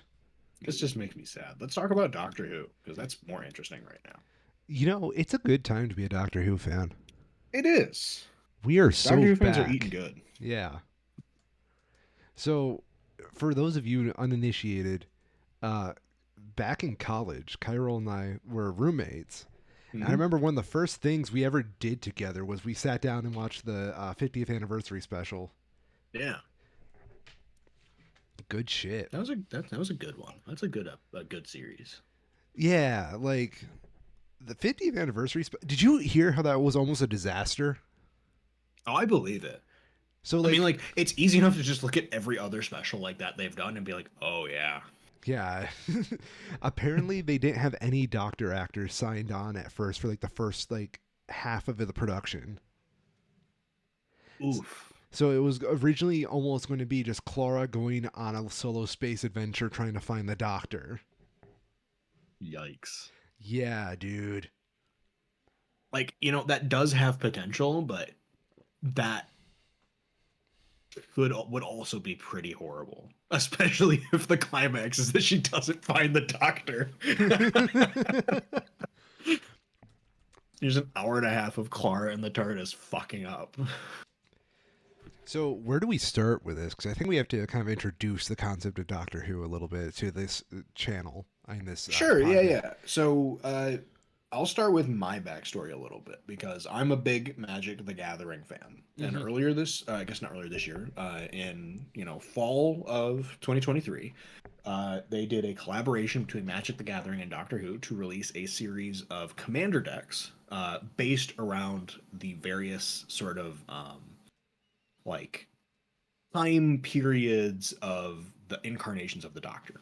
Yes. So there's one for like the classic Doctors, one for the initial reboot of Eccleston, Tennant, and Smith, and one for the newest incarnations with Capaldi, um, Jodie Whittaker, and more of the companions surrounding them. And then there's also one for the I think they're like Minions of Darkness or something like that. The Masters of general Darkness, Master of Darkness, yeah, the villains yeah. basically. Which I'm kind of glad they gave like this whole rogues gallery of monsters their own deck. Yeah, and we'll come back to the Magic the Gathering Doctor Who decks because they are a masterpiece of design in a lot of really subtle ways. But we'll come back to that Yes. because for me that kickstarted me because I had watched Doctor Who very casually, just on like cable TV as it was on, but never front to back. So that pushed me, along with a sale on Amazon, to just buy all of the DVDs of the modern incarnations from Eccleston up Hmm. and just watch through them. And as of now, I have done that. I've watched from Eccleston through to the end of Whitaker's stint, and it's really good. Who would have guessed? It's like they made, I think, 14 seasons of it for a reason. It's like people like it or something. This show's been going on for fucking 60 years. I wonder Yeah, why. yeah. It's because they shot the doctor with a gun in America. Dude, isn't that wild that the I first love it. time he goes to America, steps a foot out the door, he gets shot? Get shot immediately. That's our way of defending against the British. It's beautiful. I love how it gets a bit frustrating at times, but it is pretty great of how stereotyped the US gets in that regard. Yes. I will say though, I believe he was in like San Francisco or something, Yes, I believe so as well. and wasn't exactly a great time to be in California at that point. I will So, say I was also a lapsed Doctor Who fan for a while. I yeah. had watched um, the 50th anniversary special like 10 years ago, Yeah. and that got me into Doctor Who. I watched everything up to that, and then I kind of watched Capaldi seasons as it came out. Hmm. Capaldi's my favorite Doctor. But when Whitaker was taking over, I saw that as a jumping off point because I had a lot of life going on at that point. Yep. So I always would say to myself, well, I'll get back to it eventually. I'll get back to it Yep. eventually. Uh, Lo and behold, these Magic the Gathering decks start coming out, and all my Hmm. friends are playing them. And like I'm seeing the cards and I'm looking at them, I'm like, man, that's a cool reference. That's a cool reference. This is a really Yeah. neat way of incorporating this idea into a game. And yeah, I well, my it made my friend Kenneth get into the fucking show, so I was watching it with him as like a companion to his journey. So Yep. like I could remember stuff, and then I eventually watched Jody's stuff after being remembering what Doctor Who was. Yep. Yeah, Capaldi is still the best Doctor, by the way. Yeah. I don't think I have a favorite Doctor, but I definitely have like seasons that I prefer more than the others, and Capaldi is up there for sure. Fair, fair, fair. So yeah, where do you want to start with this? Because like did you watch the Eccleston and Tennant series before going into like Capaldi? Well, I guess there was also Smith in there. Yes. So Okay. I hadn't seen any of Eccleston's before this, but I had seen probably like a third of Tennant and Smith's series just sporadically in some. I But going through and doing it as I did today, I started with Eccleston and watched it in sequence front to back as it was released. I think this on-demand era of streaming and just on-demand content in general Yep. does benefit Doctor Who a little bit because like if Yep. you're trying to watch this week to week, it can be a little hard. Yeah. Yeah, It was definitely a lot easier for me to just binge it all at once than to try and absolutely. like watch it as a program. Especially with as many, because I hadn't realized how many two-part things there were. There are a There's lot a of lot. two-parters. Yeah. And it makes sense because you have a limited amount of time that you want to tell these bigger stories, but it hadn't really clicked for me until I saw like, yeah, here's disc three with part one and two on it. It's like, oh, okay, that makes sense. Mm-hmm. So do you want to like Um, touch on favorite stories or? if you want to, I I'd be mean, happy to. so I did Eccleston. want to mention that I really love in the Magic cards Yeah, how it's kind of like a best of the series. it really is. And you can just like skim through and just pick like a random one and watch that episode and you can be pretty sure that it's going to be a good one. Literally, if you want to just like use the magic cards to like skip to good episodes, they're Yeah. adapted for a reason. Especially with the sagas because I believe all of the sagas are named after the episode names that they represent. And the designers have basically said these were our favorites and we wanted to make sure they were represented. Which is you good. know, like the Caves of Androzani is one that I've not seen, but Hmm. I've heard is like an all-time classic. That's like a Fifth Doctor story, right? I believe so. It's not the fourth, so probably. Okay. Either way, I know what you mean. Yeah. There's a lot of them like that where it's just like, yes, we put the name of the episode on the card because it is so memorable that people will recognize it. Yeah, exactly. Um, for me, one of the biggest stories that caught my attention, of course, I've seen the 15th anniversary. That was my first episode, which Yep. probably not the best thing to do, really, since that's so continuity heavy. Yep. But like one of the ones when I was going through it for the first time was the gas mask episode. Do you remember the name of that Yep. one? Everybody no, it's not Everybody Lives. That's the card name. Yeah. The Um Doctor Dances is here. the second part of it. I don't remember the first name of it. Like the empty Let me child. just let me pull up the episode guide real quick. Because it's in like season one ish. Yeah, it's the empty child. Yep. I will start with a thesis statement, right? Go for it. Doctor Who is at its best when it's horror. I agree. Yes. And all this is basically just a kid in a gas mask chasing the doctor, and it's amazing. You also get Captain Jack Harkness. Salute. Yes. Personally, my favorite character. Really? Yeah. I'm kind of shocked about that. I love I just love the continuity they have across the Doctors with him. And the role that you find out like you find out how big of a role that he plays. I That's enjoyed fair. that. Wait, so I know Jack didn't get his own card, but didn't the face of Bo get a card? Yep, Some representation, I suppose. it's kind of. Yeah. So from there, do you have any highlights for the Eccleston series? Eccleston series, my personal favorite. Let me just pull up the episode guide again because I Yeah. had it pulled up here. Um, Bad Wolf. Bad Wolf was good. No, sorry, not Bad Wolf. The other one, the other Dalek one. It's just called Dalek. Oh, where he's like just screaming at it in the Yep. like the basement. Yep. Yeah. Because it's like in this incarnation of the series, it is your first exposure to the Daleks. So there's a lot of like spookiness where when you get because Eccleston does a great job in his his anger, particularly being his in continuity as you learn later, like why he's so angry at this Dalek and how it shouldn't exist in his mind. Mm-hmm. Um, in combination with the Dalek like responding to him is just super cool.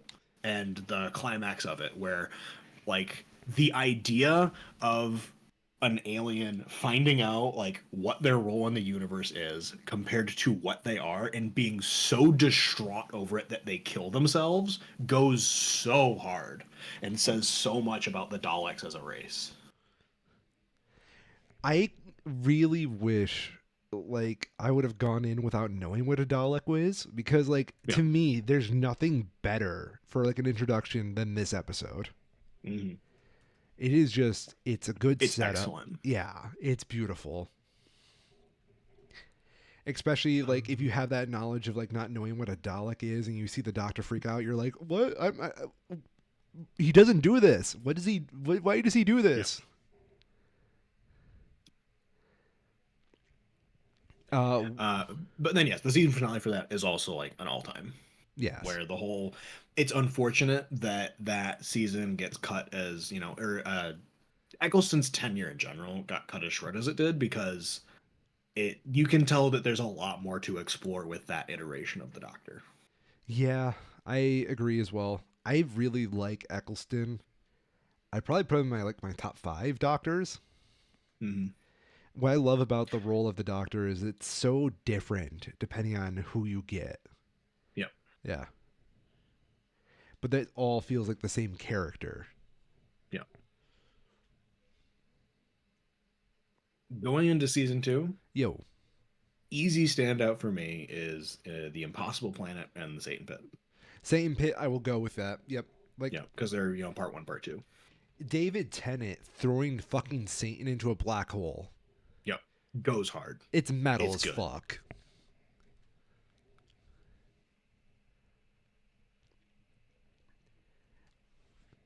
Um, I will say just as a note, because this is the one where it starts to crop up more as they explore different themes. As I got more into tenets, is where I pretty solidly came to the opinion of strongly preferring when the Doctor is in space rather than traveling in space versus traveling in time. I agree because I feel like that's where it's more creative. Yeah, Yeah. going to the past is kind of mid. It depends what you do in the past, but 9 out of Yeah. 10 times, kind of mid. Right. Yes, going to the past for it to be in the past, right? Like, And there's quite a few episodes that are like that, where it's like a sort of like a vignette, right? Where it's like, let's see what the Doctor would do in the 1400s or whatever the fuck. And it's yeah. like, okay, yeah, it's accurate, but I don't think that's interesting. I blame the concept of like those being ruined by the Charles Dickens episode in season 1 where Yeah, like the whole thing is just the doctor hangs out with Charles Dickens and solves a little ghost mystery. yeah, It's it's cute. kind of cute. Yeah, Yeah. exactly, it's cute. But I don't really care. I like Yeah, yeah. you can watch that one episode and then never have to watch any more of those episodes ever again because you've seen it all. There's a couple standouts, but I agree with you. 9 There out of are. 10 of them. There's like 2, maybe 3 of note. One of those, which is kind of, I guess a bit contentious, right? Like how far back in time do you have to get for it to be a time travel episode? But Evolution of the Daleks in season 3. That's the one with Uh, the hybrid, right? Yep, with the hybrid and going to Manhattan, where you Yeah. have the Cult of Skaro being presented for the first time. I do like the hybrid storyline because it's Yep, creepy. The hybrid is something that sets off my fight or flight reflex. yep. In season three was kind of a pretty good one all throughout. Season 3 is one of the most Um, consistent ones by far. the Because, Family of Blood is a bit of a weird one where the episode itself is kind of I found it the episode itself to be kind of medium, but it's like the last minute and a half after like the day has been won and the doctor just goes off on these aliens and fucks them up. Where it's like, yes, the Doctor is not just a Time Lord, he is an eldritch abomination, and if you cross him, he will put you into eternity for all of time. it's one of the things I really like about the Doctor in general is like Yeah, one part you get this charming British man, yeah, but like if you really think about it, he's a fucked up concept. he is. And I like when they explore that. And I think that they're failing to do that recently is a big problem, where the Doctor doesn't feel scary. But Yeah. yeah, where it's just like, okay, you crossed me one time too many. I now banish you to be all of Scarecrow's all of the time, ever unmoving and constantly being dying. It's like, holy shit. We want to live forever, and he You gave didn't us need to just do that. that. You can just kill them. That's the morally superior place to be, is to just murder them, and you are choosing not to do that. What This the hell? this man threw Satan into a fucking black hole. Yeah. But then he decided, no, these guys piss me off enough. I'm just going Yeah. to torture them from all eternity. But then I forgot actually, because that episode actually still does some really good stuff with the Doctor's character of like, who would the Doctor be if he was just a dude? And it's like, oh yeah, he would actually be like kind of a decent guy. I That sucks. liked the idea of John Smith a lot. Yeah.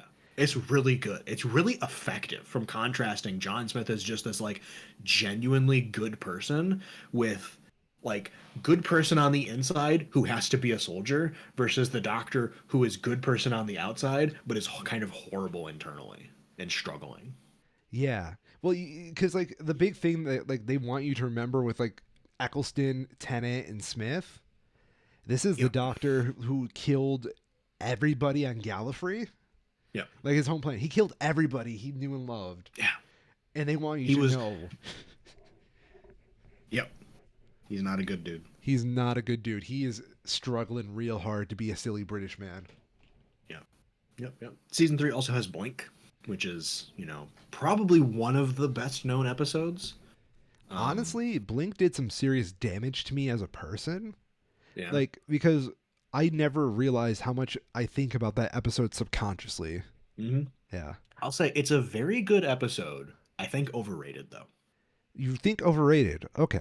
It is very good, but as highly regarded as it is, as I see it regarded by fans of the Doctor Who franchise, Yeah. it doesn't stand up to be that good for me. It's clever, it's very fun, but I don't know.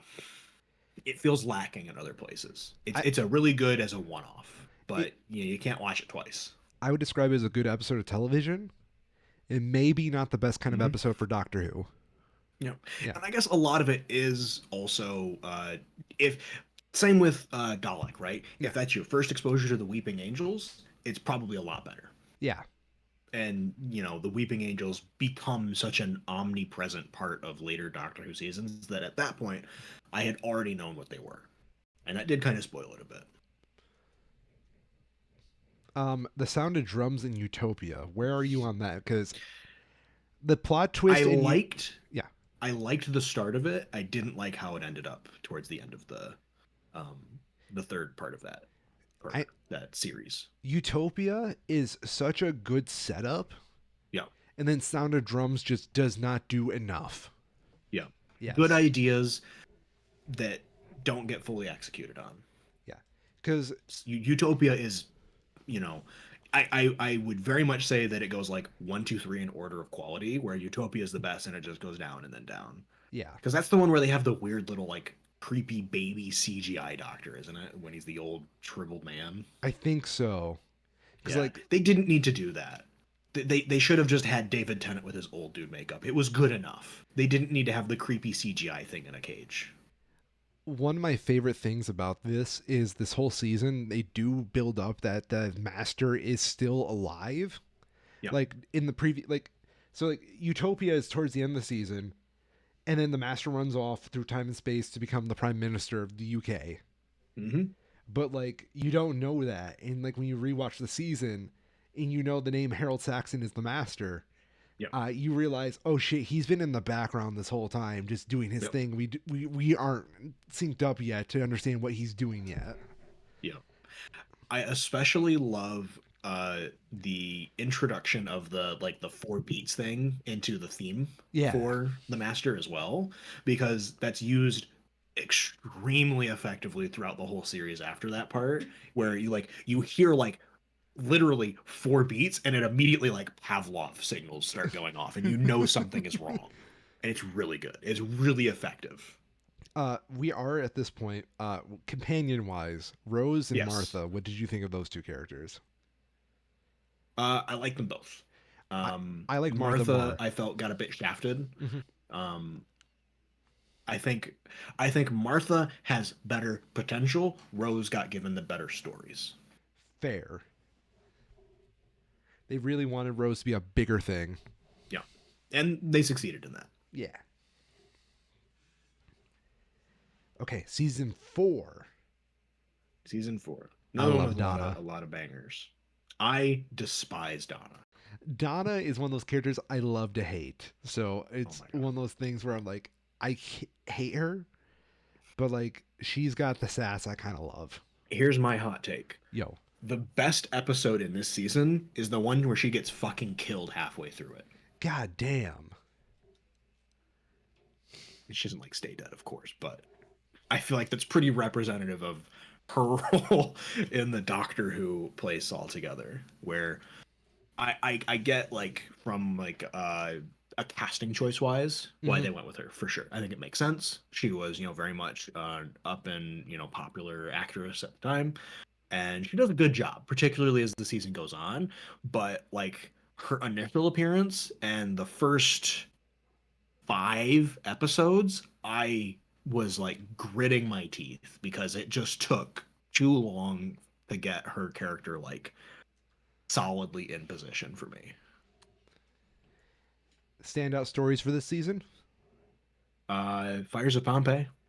Dude, Peter Capaldi in Doctor Who. What a weird concept. I kind of like it. I know. Maybe we'll see him again. Who knows? Who knows? But solid story. Starts with the sort of like running parts that they go to where like sort of like oracle-y elements Yeah. where they have a sort of like a recurring character role, even if it's different, like actual characters of oracles from past times predicting events that will happen to the Doctor.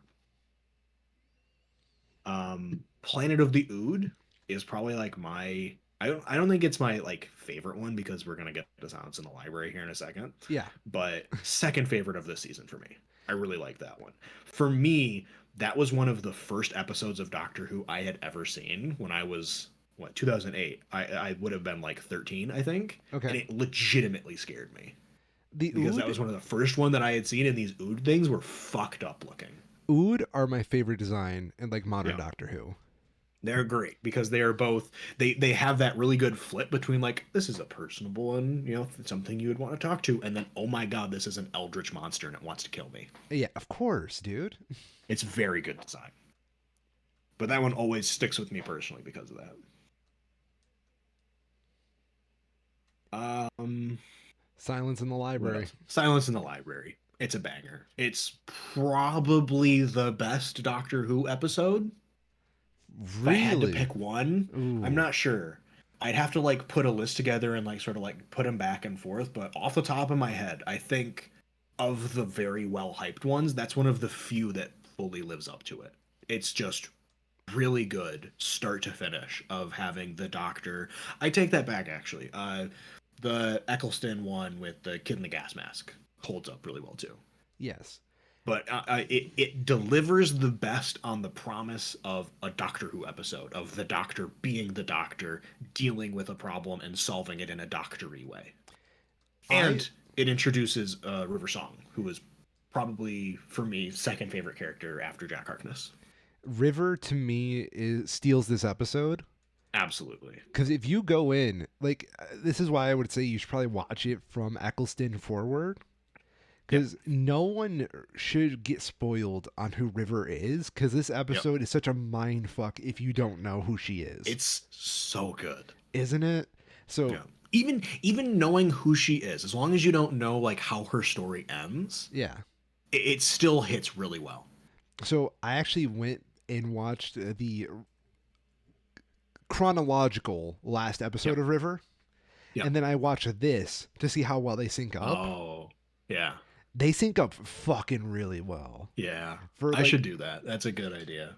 yeah, I will say though, I do think it's important to watch the Chronicle last episode of River last yes, yes. because it is probably my favorite moment in Capaldi's. That like not the whole episode, but that moment is genuinely beautiful. I agree. I think River's story is really good Yeah. altogether. It's just such a shame that it's a really hard story to track because she's all over the place time wise, Yeah. but it's good. What'd you feel about Midnight? Midnight. Oh, really good concepts. Yeah, I enjoyed it. it It's just, solid all the way through. Not one of my favorites, but I really like and respect what it does. it gave me like Twilight Zone vibes when I Yeah. rewatched it. Yeah. I especially liked how it's just the Doctor with a completely new group of people. You don't get that a lot. You usually have, like, almost always, right? You have the companion because that's the point of it. So having that was a really nice change of pace. Hard agree. Mm-hmm. Season 4 ending, Turn Left, Stolen Earth, Journey's End. I like Turn Left. I think it does a really good job of setting up some concepts for the next two episodes and the sort of like what the hell happened with Rose kind of stuff in general, sort of falling back up on that. I think that's neat. Yeah, Um, and then Journey's End, really solid ending to it. Journey's End is probably Not like my not much to say. second favorite Doctor ending for like a Yeah. regeneration story. Yep, I agree. And especially because so many of the season finales fall kind of flat. Yeah. But There's it, like it does a really good job. out of all 14 seasons of this fucking Doctor Who shit, Mm-hmm. I can only think of like 3 season finales off the top of my head that were actually worth a damn. Yep. Yeah. Otherwise, some of them are just misery porn. Yep. So, new Doctor, New season 5. Doctor, Matt Smith. This was my first New Doctor, companion. and I get really nostalgic when it comes to him. What's your feelings on Matt Smith? I don't dislike Matt Smith, but I do very much think that the character in the eyes of the internet will never recover from what Tumblr did to it. Tumblr did such terrible things to this fucking They did. character. Because, like, my favorite things about Matt Smith's early seasons before Tumblr touched him Yeah. is that you have this very 3-dimensional doctor, like this old man in a young man's body. Yeah. And then when it's very clear the fans just wanted goofy, flanderized, happy-go-lucky doctor, they just gave him what they wanted, and I think his later seasons suffer from that. There is. I have a much harder time keeping track of what order the Matt Smith episodes happen in, Yeah. personally. Like Moffat came into the show at this season, you can kind of tell Yeah. he's getting a lot of his bearings still.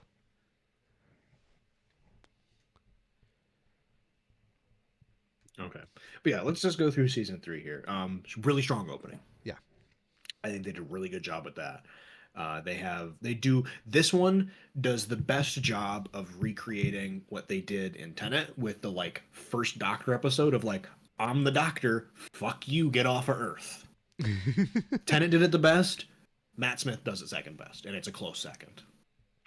He basically just like drops a diss track and says, "If you know me, you should run." Yeah. Yeah. But this does have a lot of really good moral moments for the Doctor to make decisions in. Time of Angels and Flesh and Stone, Yeah. very good. Good two-parter. Yeah. Liked it Good a lot. River. Yeah. Good to get River back, and it starts the like trend of let's pick these characters and themes from past episodes and put them together. With this case being River Song and the Weeping Angels being put together again, not again, but being put together to new results. So when I said there are like no real good historical episodes except for like a handful of them, Yes, I did say Vincent and the Doctor as like yes, an exception to that. it is phenomenal. It is a very good episode, and I like its ending message about mental health at Hmm. the end Yes, because they arguably they give Vincent everything he's wanted, yeah, and they're like, "Oh yeah, he won't kill himself now. Everything's gonna be great. We're gonna get new paint." No, he still kills himself. yeah. Can't change the future. Can't change the future, and it's heartbreaking, but it's also It beautiful at the is. same time. The scene of Vincent seeing his art in a gallery Yeah, is exceptional filmography. They absolutely nailed that without question. it's like an okay episode for so long of it, but when they start Yeah, touching on like the actual person, yeah. stellar stuff. Pandora opens Big Bang. You're I not ignoring liked, him. huh? Episode 11, The Lodger. Oh, can I? Can we just point This out it's this is the one with James Corden? yeah. I just want to highlight this because it is James Corden torture porn, and I'm all for it. I still won't I don't watch it like it though. because James Corden does kind of good in it, and it's kind of frustrating. He's very easy to hate, and I don't like having to accept the fact that he was at one point quite popular and a good comedian. I mean, yeah, he and Matt Smith have good chemistry. I do. Yeah, I I will say this one's not as egregious as when they bring him back later. yeah. That was too much. Once was like, oh, that's kind of cute, but I'll be glad when this is done. Twice is one time too many. They've did the joke. You know, I've heard people describe this episode as the episode of Doctor Who you watch with your mom, and then she'll be Yeah, totally satisfied with. I can believe that. Okay, back to the actual episodes. Yeah, Pandora opens, Big Bang. Uh, Overall, I felt like this was kind of a more medium season finale, but it does have some really cool sort of like mind games that it plays, and I enjoyed that aspect of it a lot. Full disclosure, I don't like the Pandora. Okay, I don't like the Big Bang episode, but I like Yep, Pandora Opens because yep. it's such a mind fuck. I do like how I so for me this is the kind of episode and the like conceptual premises that does the time travel shenanigans correctly. And there's a lot of episodes that don't go really like far enough for me where it's just like, oh haha, time travel, we're gonna go back to, like to see Vincent Van Gogh, right? Yeah. And it's like, okay, that's a good premise, but that's the end of where the time travel stuff starts. Mhm. This one having it be like so immediate with like, yeah, it's gonna be like within minutes here and we're gonna have immediate impacts to our actions. I think that's really good. Good point. Good Super point. effective. And I agree that the sort of like overall plot is pretty medium, but I liked those elements of it from like a sci-fi perspective at a concept level. Matt Smith gets only one good season finale, and Yep. that's his regeneration story, as far as I'm concerned. um, Roman Rory, really like that. Rum and Rory. It's cool. And tying sort of like those concepts all together is very fun and neat. Season 6. Season 6. So the Impossible Astronaut is Yes. just okay. Yep. It sets up stuff later, right? Yeah, it's a pure And I setup think it does that episode, well enough. and the silence is like the only thing in it that's cool. Yep. The Doctor's Wife, though, 10 out of 10. That is the one where you get the TARDIS like in physical form, right? And Neil Gaiman wrote it. Yeah, Yeah, which very good one. I agree. yeah, I love that one. The Rebel Uh, Flesh, I also have a soft spot for. yeah, it's really good. It's not necessarily good Doctor Who, but it's really good sci-fi. Yeah, it like I don't think it should have been a Doctor Who episode, Yeah, but I'm glad it is. it's like it would probably be better as like Black Mirror, but Black Mirror didn't exist yet. Yeah, yeah, Yeah. exactly. Good Man Goes to War, like that a lot. That's a I really like good when one. I love any of the ones where it's just like, yeah, the Doctor's got to go back to being the War Doctor for a little bit. The Doctor's gonna fuck some shit up. Yeah. BRB. Let's Kill Um, Hitler though. Not good. eh, pretty medium. I hate that it's important for the River Song story because that episode is Yeah. not good. No. Girl Who Waited. Good. I really like that one. That's a good one. And I like how it's good sci-fi and it manages to be good sci-fi by telling the Doctor to sort of go away for a lot of it. Dude, it's a Doctor Who episode where you don't need the doctor, which is hard. It's really good. The God Complex, I think, is a little underrated. I'd agree with that. Yeah. It's got really good ideas. And I'll give it credit because like Doctor Who is obviously it's a TV show, so it's sitting on a fixed time schedule of about 45 minutes to fit in ads. That one felt really long watching it. It paces itself really differently from a typical Doctor Who episode, and it does it to really good success, I found. Yeah. It's like, it's got a cool concept, Yeah. and it spends a lot of time playing around with that concept. Yeah.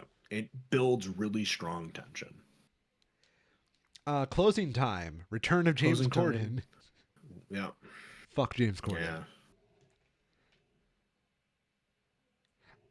The Wedding of River Song. That's an actually pretty okay finale. Yeah. Kind of goofy, but I think it's nice. And it ties back in, of course, to the setup episode. The most charming part about that episode is when Amy's got the drawing of Rory, and Yep. she's like, "This is my husband, Rory. I love him very much, and I would recognize him immediately, wouldn't I, Doctor?" And then, like, Rory shows up behind her, and she's like, "Go away, Rory." Mm-hmm. Yeah. Yep. Season 7? Or do you have Season more? 7. Okay. No. Asylum of the Daleks is not that bad. Oh, this is the one. Which one is this? I think I'm getting this mixed up with a different one. It's where they go to the planet that's basically like an asylum of Daleks that gone insane and can't exterminate. Oh, yes. Yeah. I quite like that one. It's a fun concept. I wish it was a little bit more crazy, Yep. but like I don't fault them for it. Yep.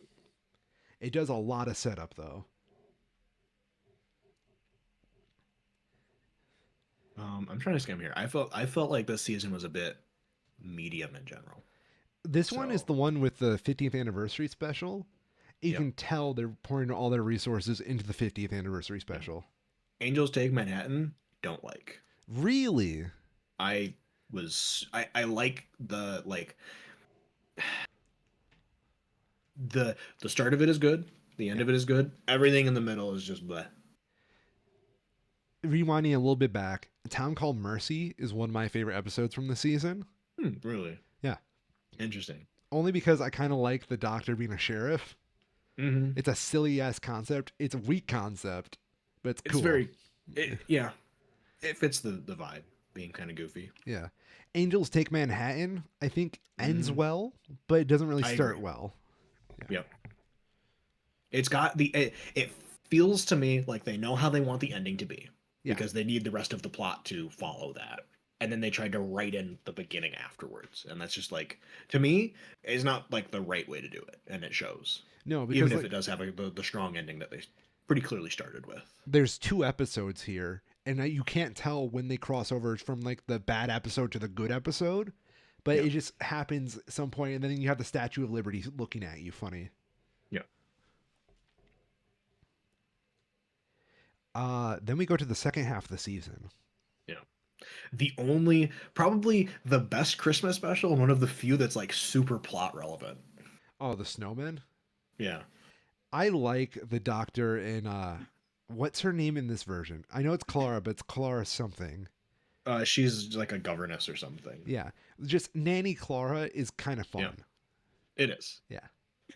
And it introduces a lot of really strong recurring characters. Agree. Um that's where we get the And paternostic game showing up for the first time, right? yes, Good I shit. believe so. Good shit. The bells of Saint Um, John? Eh.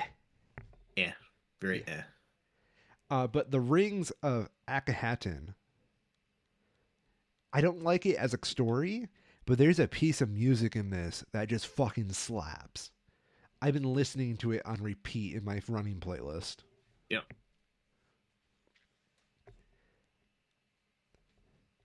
It's Uh, another one that to me tries to lean on the idea of the tenet, like I'm the doctor, fear me kind of thing, and doesn't fully deliver. which one? Rings of Akatem, Oh, fair enough. where it's like they're trying to play off the same idea and it just doesn't quite as land as hard. Journey to the Center of the TARDIS is a missed opportunity of an episode, and I hate that it's so forgettable. Yep. Yeah. Then there's the Doctor trilogy of the Doctor trilogy.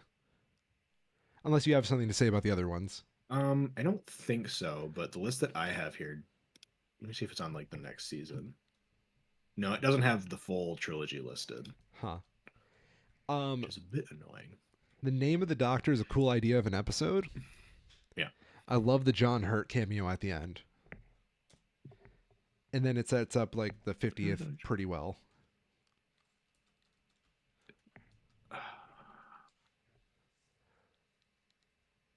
Is this the one where he has to like?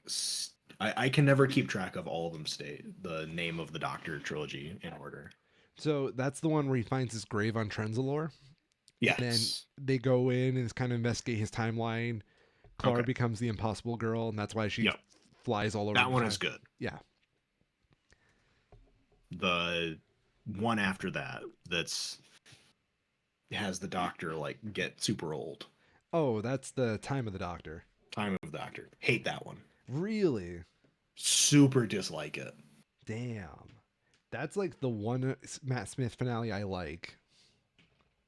Compared to the one after that with the War Doctor, Yeah. it's just like so much worse and feels unnecessarily contradictory. That was the It big thing for me, where it's just like I kind of get what they're trying to do, but I think they could have done it a lot better. it was Name of the Doctor, Day of the Doctor with the War Doctor, and then Yep. the Time of the Doctor. Interesting, because the box set that I have puts them in a different order. It does name of the Doctor, then Day of the Doctor. That's really fucking weird. So maybe that's part of it, where it just like literally put them in the wrong order. But watching them in that order, did not like. Yeah, because it's supposed to be like Matt Smith references them meeting the War Doctor in that Yeah, episode. Yeah. Oh, by the way, please take a shot every time we say doctor in this yeah. episode. You'll be dead in about 5 minutes. Yeah. Uh season 8. Season 8, Mr. Capaldi. I don't like all of season 8, but I think there's something to like in every episode of season 8. I suppose.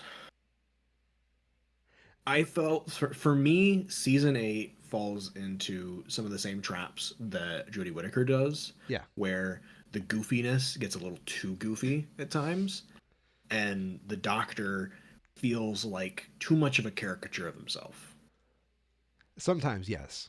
But there are a number of very good episodes within it. I mean, deep breath is kind of a cool concept. Like with the robot that steals people's skin. Mm-hmm. Very, very much like that. Uh, I like that Capaldi kills that motherfucker. Yep. I like Time Heist. I thought that had good concepts Whoa, whoa, that whoa! it played off of. You skipped listen. Sorry, I don't think I had it pulled up yet. Oh, The list that I'm having, I have to hit a button and it pulls up more episodes because it can't show them all at once. I'm sorry. Um, go off then, please. Oh, yes. Listen is one of my favorite episodes. It's the one that really endured me to Capaldi. Mm-hmm. That's the one where they're hunting for the imaginary monster. Yep. And it's like kind of left up to debate of it did this thing actually exist? Because it's just like a thought experiment implies that something should exist. Yep. They go looking for it. It makes no sense in the greater Doctor Who canon, Yep. but it is just a fun horror story. Yep. Definitely is. Time Heist though is also probably a superior like travel story. Time Heist is the one that for me sold me on Capaldi as a doctor. Mm. Where Deep Breath, eh, he's not really in it that much, you know. Um, Robot of Sherwood did not like. No, that's a bad episode. And then Time Heist is like, okay, I get what they're trying to go for here. I'm all Yeah. right with that. I liked Mummy on the Orient Express as well. I have critiques of it, but it's fine. I think I get what they're trying to do with it, right? Where they have to have Clara for the larger plot to make sense in that episode. Yeah. But I think it would have been better as like the doctor on his own and he has to solve this problem kind of thing. Apparently there was like a scheduling conflict thing, and that's why they shoved Clara in the closet for most of that episode. Yeah, makes sense. Yeah. Flatline, It's okay. it's okay. Yeah. Killer Graffiti is a cool Doctor Who concept, but It's got, for me, that was when I was like, okay, Doctor Who has a CGI budget now. That's not awful. yeah. They can do more than just good practical effects. Dark Water and Death in Yeah. Heaven. Dark Water, Death in Heaven. I am, at this point, when I was watching it, very much not sold on Missy as a character yet. Really? And I found her to be uh, just grating at times. My I get what they're trying to do with it at this point, but it feels undeserved to me. so two notes I want to give on Missy, right? Yeah. Um I like seeing her as Mary Poppins from Hell. Yep. Did you know Matt Smith was supposed to be in this season? It wasn't I supposed to be believe it. Capaldi's run yet. I think that would make a lot more sense, Yeah. particularly with how the season starts. Mm-hmm. Having Matt Smith be just kind of like literally out of his mind makes a lot more sense as like your first introduction to the season Yeah, than having to also cope with it being a new character. correct. And then I like the idea of Missy really supposed to have this chemistry with Matt Smith because Mm-hmm. he was a flirty doctor. For sure. Yeah. And here's like your worst nightmare, flirtier. Mm-hmm. On the other hand, though, I do like how Missy and Capaldi carry through the same seasons. I think that's Yes. a very good narrative sort of mirror that works well. I think I Missy. just felt that a lot of the like Yeah. overly flirty, like to the a degree where they're clearly trying to like make jokes, the jokes don't land a lot of the time. I That was see. my bigger problem with it. Is Yeah. that the flirty jokes felt undeserved. But if it was with Matt Smith, I could see that making a lot more sense. I was probably not sold on Missy yet. I like the Mhm. idea of a female master. Yeah, Um, for sure. but it wasn't until like she has that little bit of an emotional breakdown at the end of Death in Heaven Mm-hmm. where she was like I need my friend back, where she kind of came off as a little bit more lonely than Yeah, previous incarnations. yeah. That I was like, okay, there might be more depth Mm-hmm. with this character for once. I was all right with her introduction, and Hmm. I was all right with the end. It was just the bits in the middle that felt a bit weird. Yeah. But it is a sort of a broken character, right? So there's some justification to be had there. Magician's Apprentice and The Witch's Familiar. Yeah. Um. Fine. You think they're fine? Okay. Good. Good ideas. I like getting more of the Doctor and Missy bouncing off of each other. I think Yeah. that's really good. Um, I liked the sort of like the sneaky Dalek plans. I thought that was really well executed, and I really liked Capaldi riding around in Davros's chair. I thought that was amazing. I'm just not quite so sure that it all comes together into like a whole, a sum that's as good as the parts, right? I feel like there are three stories going on here, right? Yeah, There's the Missy and Clara bit, which I really like, I did too. because I like think that's like the high point of it Clara because has it such gives a you a really good look. Sorry, go ahead. no, my apologies. Um, Clara has like this identity crisis with most of her Mm-hmm. companion run, Yeah, where she doesn't know what she's supposed to do. She's the impossible girl first, and then she's Danny Pink's girlfriend. But yeah, I want to be Doctor Junior Clara, yeah, and this sets her up beautifully yeah. because like with the Doctor she was safe, and Mm-hmm. she's like, oh, I could really feel like I'm equal with him. It's so fun. I love this. And then like you put her in a room with Missy, who's more on par with the Doctor, Yeah, and she doesn't fucking hold back. yeah, That is very fun for me. That she realizes yes, just how much of her fucking depth she is. yeah. Yeah. I really liked in the Clara Missy scenes how much more characterization we got for Missy. Because Yes. that was something that pretty much every past iteration of the Master felt lacking to me, is that we don't really know who they are. We know what role they fill, we know their relationships, but we don't really get a good feeling for them as an individual. Mm-hmm.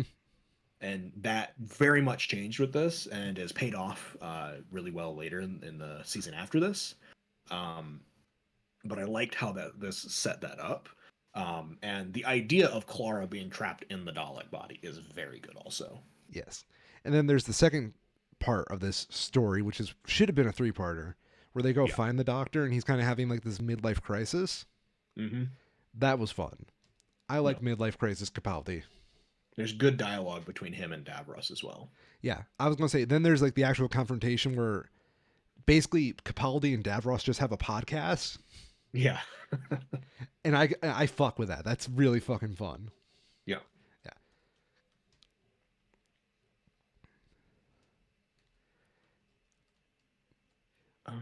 Okay, which else ones is there? Right, and then there's another part one, part two. There's a Oh lot of part one, part twos in this. yeah, this whole season was scheduled to be like a giant like, let's do a concept season of just multi-parters. Yeah, I think it works more than it doesn't. Yeah, I think Under the Lake Before the Flood, uh, good sci-fi ideas, but I yes, think this probably would have worked better with a different Doctor. yeah, We're still kind of at the part where Capaldi is, he's got his feet under him, but he's still pretty unsteady. And having a Doctor that has like Matt Smith or David Tennant that gives more of a confident appearance, I think would have made it give more of a stronger feeling to it. I see what you're saying, and I Yeah, agree with you. yeah. But I still enjoyed these. They're solid. I really like the Zygon invasion and Zygon inversion Mm-hmm. for a story that's pretty political uh, Yeah. about refugee crises. Yep. They handle it beautifully. Yep. And it has good callbacks to past characters, and concepts. It's just good all around. For the girl who died, the woman who lived, story wise, pretty medium. But I do like the character of Me the Immortal. It's a I think it's really a really yeah. Go yeah. I was gonna say it's a really good like consequence for the Doctor of like you created this person. Look what they've turned out to be. I agree. In a weird way, like I know the whole 12th Doctor and Clara thing is supposed to be like daughter and father, Mm-hmm. but in a weird way, Me is more like the daughter relationship Yep. for him because he literally created her. Yep. Yeah, this season is probably it is my favorite Capaldi season. I'll put it that way. I agree because It's it's got the got big very boy. solid ideas. Yeah. Sleep No More as an episode, Hmm. kind of mid. Yeah. Really respect the experimental storytelling they did with it. Same. Face of the Raven, kind of mid, but it sets up the next episode, which is, in my opinion, the best of the season. Heaven Sent. Heaven Sent is my all-time favorite Doctor Who story. It's a banger. Excellent writing, really well done executing with the visuals, and just cool all around. You just shove Peter Capaldi in like a castle for like a few hours, Yeah, and he just comes out like this. yeah. It's so great where it's just like solve this puzzle, and then he does, and it's great. He It's doesn't great solve it watching the him do right it. way, but he solves it. Right, he solves it away. Yeah. And then Hellbent, I am good mixed. but kind of yeah. I would say good but kind of mixed. Yeah. Because Hellbent to me, it could have been better. Yeah, The first half of Hellbent is really good. It's when they bring Clara back that yeah, I rush out a little bit. yeah. I do love the just like the sort of visual gag of it's just like the like doctor, we know you're back. Please come with us to the city, and then he just fucks off until they bring the actual president. Yes. It's very good. Just like no, you're not the one I want. Go away. Go away. Then we go to the Husbands of River Song, which Mm. we've been skipping the Christmas specials, but this one's different. This one hits different. What are your thoughts on that one? This one is not on my list. Give me a sec to pull it up. Yes. Uh, very fun at Yeah. the start. Not a super serious story. I do like for in terms of like as goofier Doctor Who episodes go, I think this is one of my favorites. The comedy between River and 12 is Yeah. they bicker like an old married couple. Yeah. I love that this is the kind of comedy that feels right to me for Capaldi as a doctor, where the joke is that somebody has been dismembered and their head is being used to pilot a giant robot. Yeah. That's hilarious. The And then yeah, getting into the dynamic with Capaldi and River is excellent and one of the best endings to a Doctor Who episode ever. I love the time travel shenanigans he does where like River's passed out Yeah, and he's like I guess we are finally at the end of what is, our relationship because he knows like he knows about beryllium, right? yes, They land on beryllium and he's like I can't run anymore. no, This is the end. At least I'm going to do the best by her. no. Give you one last night. Yeah. And he goes back in time. He's like, hey, someone should make a fancy restaurant right here. Yeah, Here's everything you need to fund it. yeah, Goes to the future. He's like, hello, I'd like to book your finest table. And they're like, oh, yeah, that's like 75-year wait. He's like, no worries. I'll be back. yeah. It's very good. It's classy. I do like it. And then you get the reveal at the end of like, one night on Beryllium lasts for 24 years. And excellent. And then he gives her the screwdriver from Silence in the Library, Yeah. which is kind of fucked up, but it's still cute. She's like, I always wanted a screwdriver. He's like, you're going to need it. Yeah. Then we get Return of Doctor Mysterio. I like this episode because it has Nardole. That's the only thing I like about it. I like that it exists. I think I wish they had done literally anything else. Like put it anywhere else, right? Yeah. It's so awkward coming right after the Husbands of River Song. Husbands of River Song is such a sad story to end on. Yeah. Of a season that was already pretty sad. Yeah. And then here we are with what if the Doctor created a superhero? Oh boy. Yeah. Did you It's know? fun. As far as episodes that are what if the Doctor created a superhero, it executes on that about as well as I could expect them to.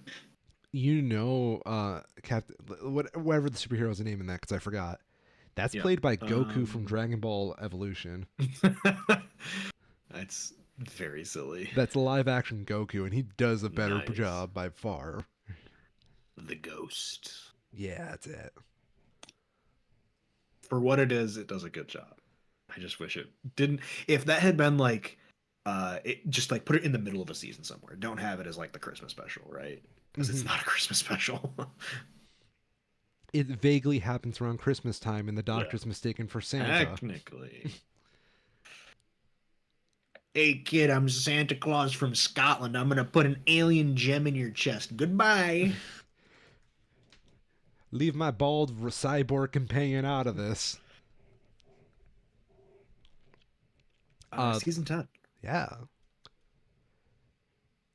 Uh, the pilot is Hmm.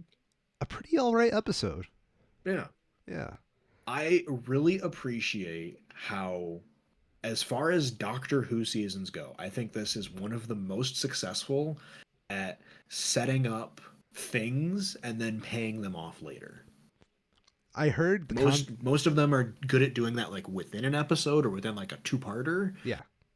This one does it really well throughout the whole thing.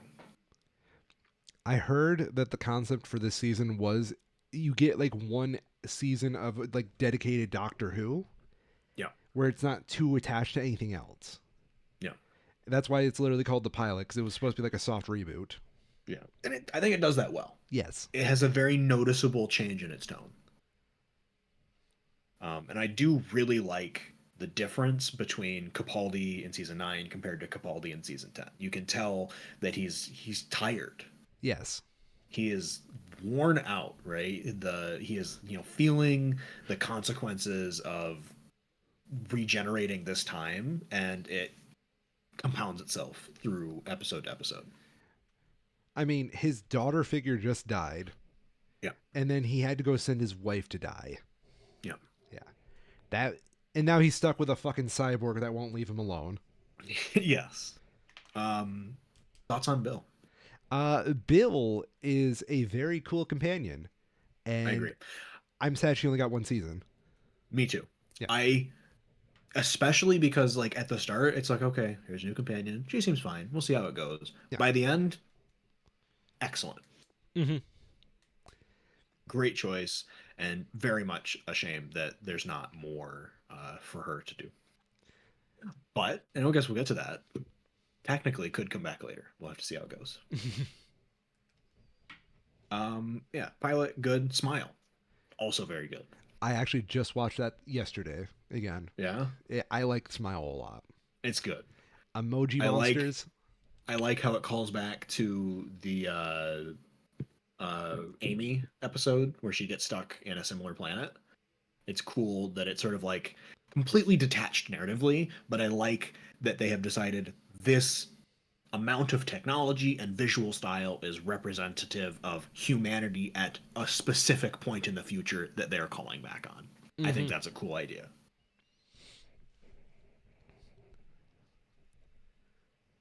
Um, oh, we should talk about for the pilot though.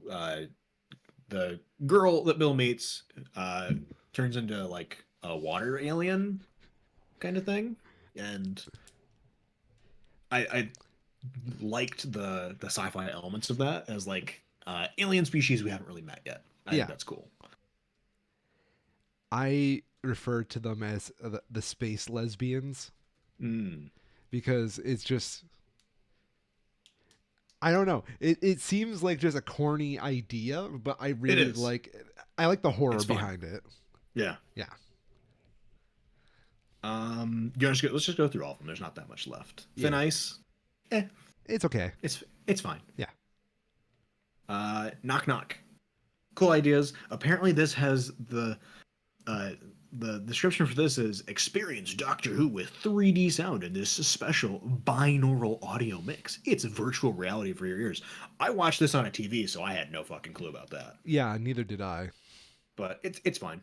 Good little sort of like science fiction thing. I like how it is the thing they've done a lot of times where it's like the companion has a problem and the doctor has to come in and fix it even if the companion doesn't want them to. Yeah. It's a bit tropey for the series, but it's executed well. Those are kind of like my favorite like B tier episodes is like the Yeah. doctor just invading the companion's life for no good reason. Yeah. And it has a good little twist at the end. So Yeah. that's fun. Oxygen, very good. Yeah.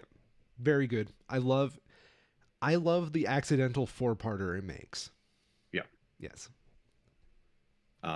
Sets up actual consequences, and also does my favorite part of Doctor Who, where it's both really good sci-fi and really good Doctor Who, and it's like being hypercritical of capitalism at the same time. It's the trifecta, Yes.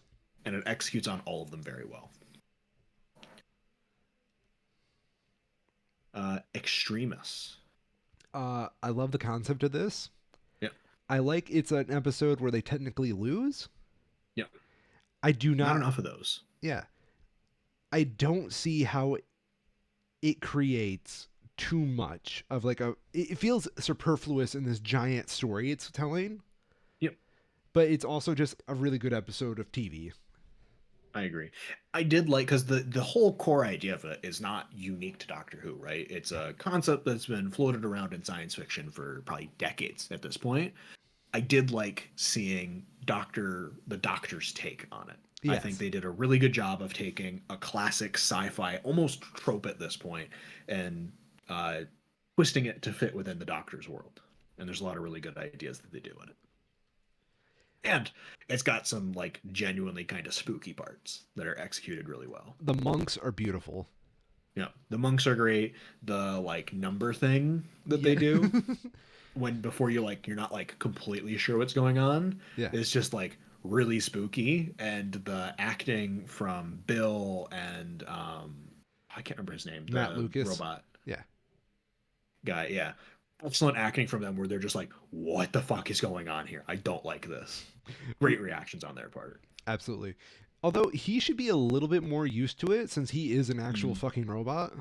You'd think, but I do kind of like how his reaction still fits in with that because it's like, yeah, he's a robot, and even he's kind of like, what the fuck is going on now? Pyramid at the end of the world. Cool idea. Yep, Yeah, just cool idea. yep. It's a cool idea. It's another one where it's like it's cool that they lose. Yeah. It's nice because it's just like, oh yeah, these are like a legit threat. The That's doctor spooky. is on a major losing streak, 3 episodes in a row. Yep. Lie of the Land. This makes it all worth it at the end. I agree. It's a good highlight episode for Bill in general. Yep. Yep.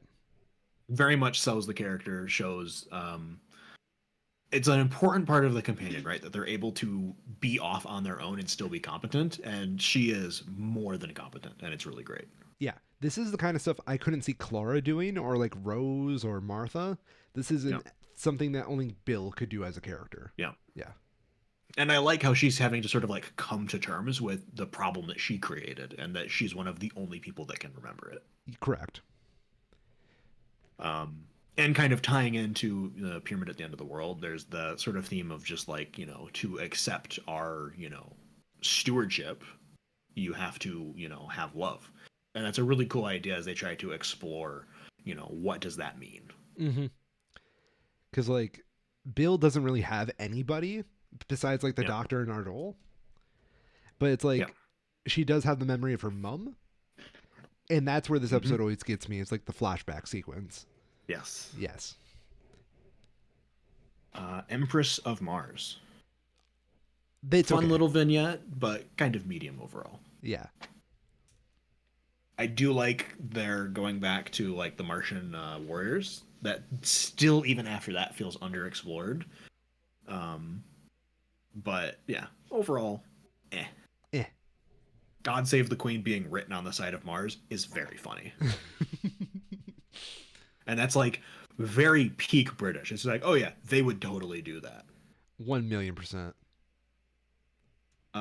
Eaters of Light, World Enough in Time, and The Doctor Falls. World Enough in Kind of Time and all, Doctor's Falls is perfect. I agree. Yeah. Those, Eaters of Light bringing Missy back into it, and having the Doctor riding a tank playing his guitar in like ancient Rome.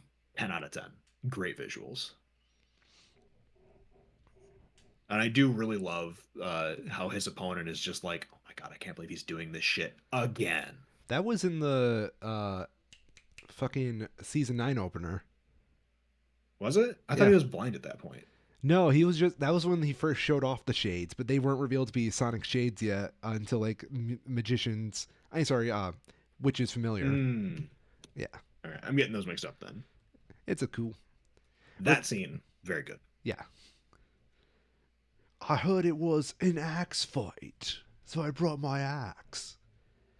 But yeah, I like the character work with Missy. Yeah, but yeah, definitely the last two episodes. Then I got that one mixed up, but the last two in this are excellent. I like that instead of a multi-doctor story, we got a multi-master story. Oh, yeah, I'm remembering the template. Yep, yep. Bill gets fucked up though. That sucks. I think Bill probably gets like the worst companion death in my opinion. Yeah, Yeah, because like I by could far. live with like I fucked up, the Ravens coming to kill me. That's fine. I could live with I get to get stuck in the 1950s like Manhattan. Yeah. That's fine. Oh, Being you got turned stuck in a parallel universe. Boo hoo. with your hot ass David Tennant husband. Yeah, Yeah. yeah. Bill gets turned into a fucking robot and then blown up. Yes. But it's okay. She gets to become a space lesbian at the end. Yes, as happy an ending as we could hope for. I do hope we see them again. I think that's a really cool like character idea for just like a powerful like same vein as Face of Bow, Me the Immortal, as just like a possible like powerful pseudo ally for the Doctor to call back on. Yeah. Well, I think Bill would definitely come back if like they found out the doctor was like in shit. Yeah, Because like I'd Bill hope so. felt bad about leaving the doctor. Yeah. Twice upon a time though. Before that, I Yep. wanted to mention the concept of like the uh, seed ship, whatever the hell it's called, Yeah. next to the black hole, playing with that like relativity thing. Yeah. Very fun. I like that a lot. I did too. There's some really cool nods to the start of it with the elevator, like how fast the elevator goes Mm-hmm. is really cool because you assume it's just like some weird shit where the doctor's like trying to slow it down as it gets closer, but it's not. The elevator's moving the same speed the whole time. It's just that time is moving faster when it's further away. And there's just cool little nods to that get revealed. Twice upon a time though. I really wish Capaldi would have just regenerated in the forest. I probably would have liked that better, but I also really like this episode. Really. I do. Um, a lot of Doctor Who, from a conceptual standpoint, only exists because of Europe and Mm-hmm. especially the original writers having lived through or lived through the fallout of World War I and World War II. Yes. Having the Doctor go back to that in a very literal sense, I think, is super important. And having it incorporated into such a major moment in like the history of humanity that is the Christmas Day ceasefire Yeah. is really smart and really good. Um, the actual like doctor interactions and having the companions there, I think, is completely extraneous and probably shouldn't have been there. It served the plot, but I would have rather they did something else. But having the two doctors dealing with, the life of a dead man in World War I is a brilliant setting, and I'm very happy they went to it.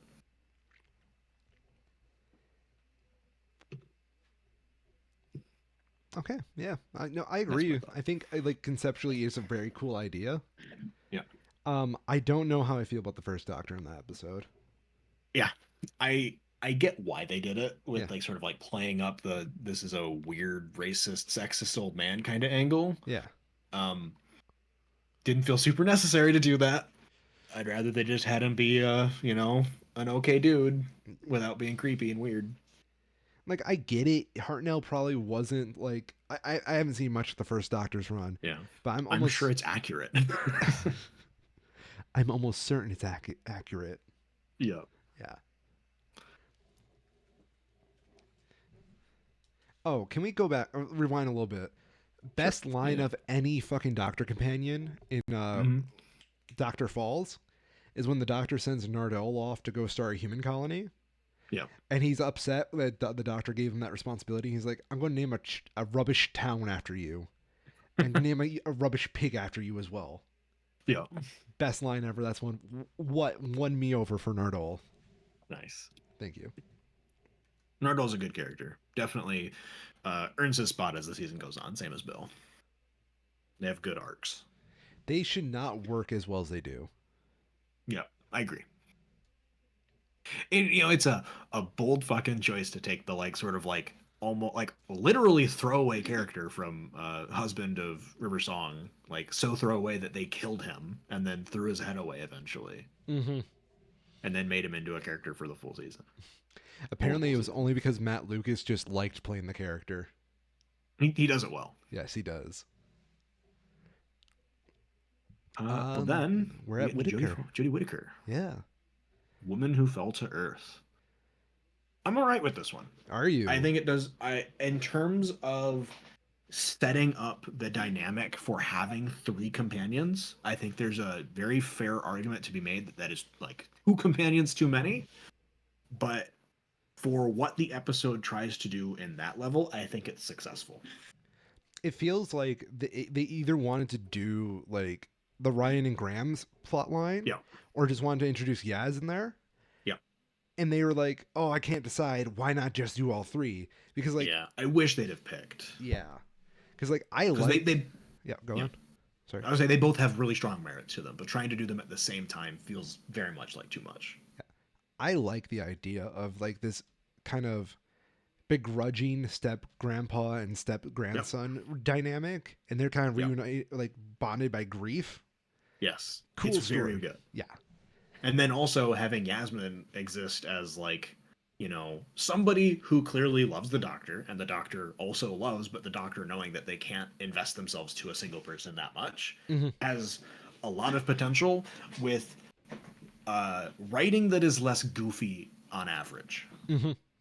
The show does not take itself enough seriously enough regularly enough to continue with such a, pretty serious concept to follow with. Um, God. Season 11, episode 3 felt too magic school bussy for with the Rosa Parks episode. That's the best way I can describe that. I agree. Where it's like, I get what you're trying to do. I I wish that they had told the same story on like an alien world where you can have the same narrative points and the same message, but do it through an analog that leads to better storytelling parts. And maybe this is just something that's like uh, being in the US, or maybe being in the US and having a decent school system where, for me at least, I know the Rosa Parks story by Yes. heart Hmm. because it was very heavily taught because it's very important. Um, Having it be told at such a simple level felt kind of reductive and like not the place where I would expect a Doctor Who episode to go. But maybe it has to be that's simple of a level because of different learning curriculum, right? Yeah. Maybe the Like, average person in the UK and Europe at large doesn't get that exposure to that information because why would they? It's American history. Um, but watching it as American, it felt off throughout. I agree. It's the kind of thing where I feel we. It probably is an American thing at the end of the day, because like Very I well feel like could be. there's a lot of it that they just like don't go into enough detail that I would say is more important than some of like the cursory glances they get. Mm-hmm. Yeah. Uh Damn, there's a lot of weird ones in this season. Yeah. Demons of Punjab, I really liked. Yes. For it's sort of like simple time travel episode, it does it quite well. Yeah. Kerblam, I did not like. Really? I It's kind of did. it's cute, and I Yeah. don't mind it, but it also makes me realize I think they wanted the 13th Doctor to be a lot more like 11, because like the moment Yeah. she put on that fez, I'm looking at her, I'm like, oh my god, you do resemble a lot of Matt Smith's traits, Yeah. and that's where the illusion fell off for me. I can appreciate that. Um, I liked the sci-fi story of it with the whole like rogue AI kind of stuff, I love the and exploding bubble wrap.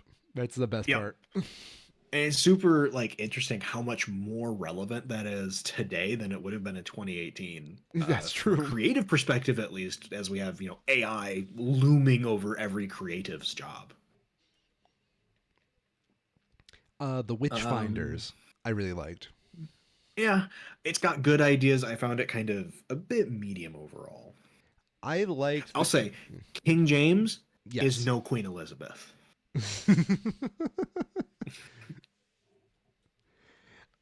I like that it had the balls to, do what everybody with a half a mind would know. The Hmm. doctor would become a witch in this arcane art, like be labeled That's as a true. witch. Yes. Yeah, And they throw her into the fucking water. yeah. Iconic. It takes you away. Eh. Eh, cool ideas. What a shitty dad. Yeah. Like, Battle of Renskur of Kolos. no. I don't like Really? it. No, I don't. Maybe I'm getting this mixed up. One sec. Yeah.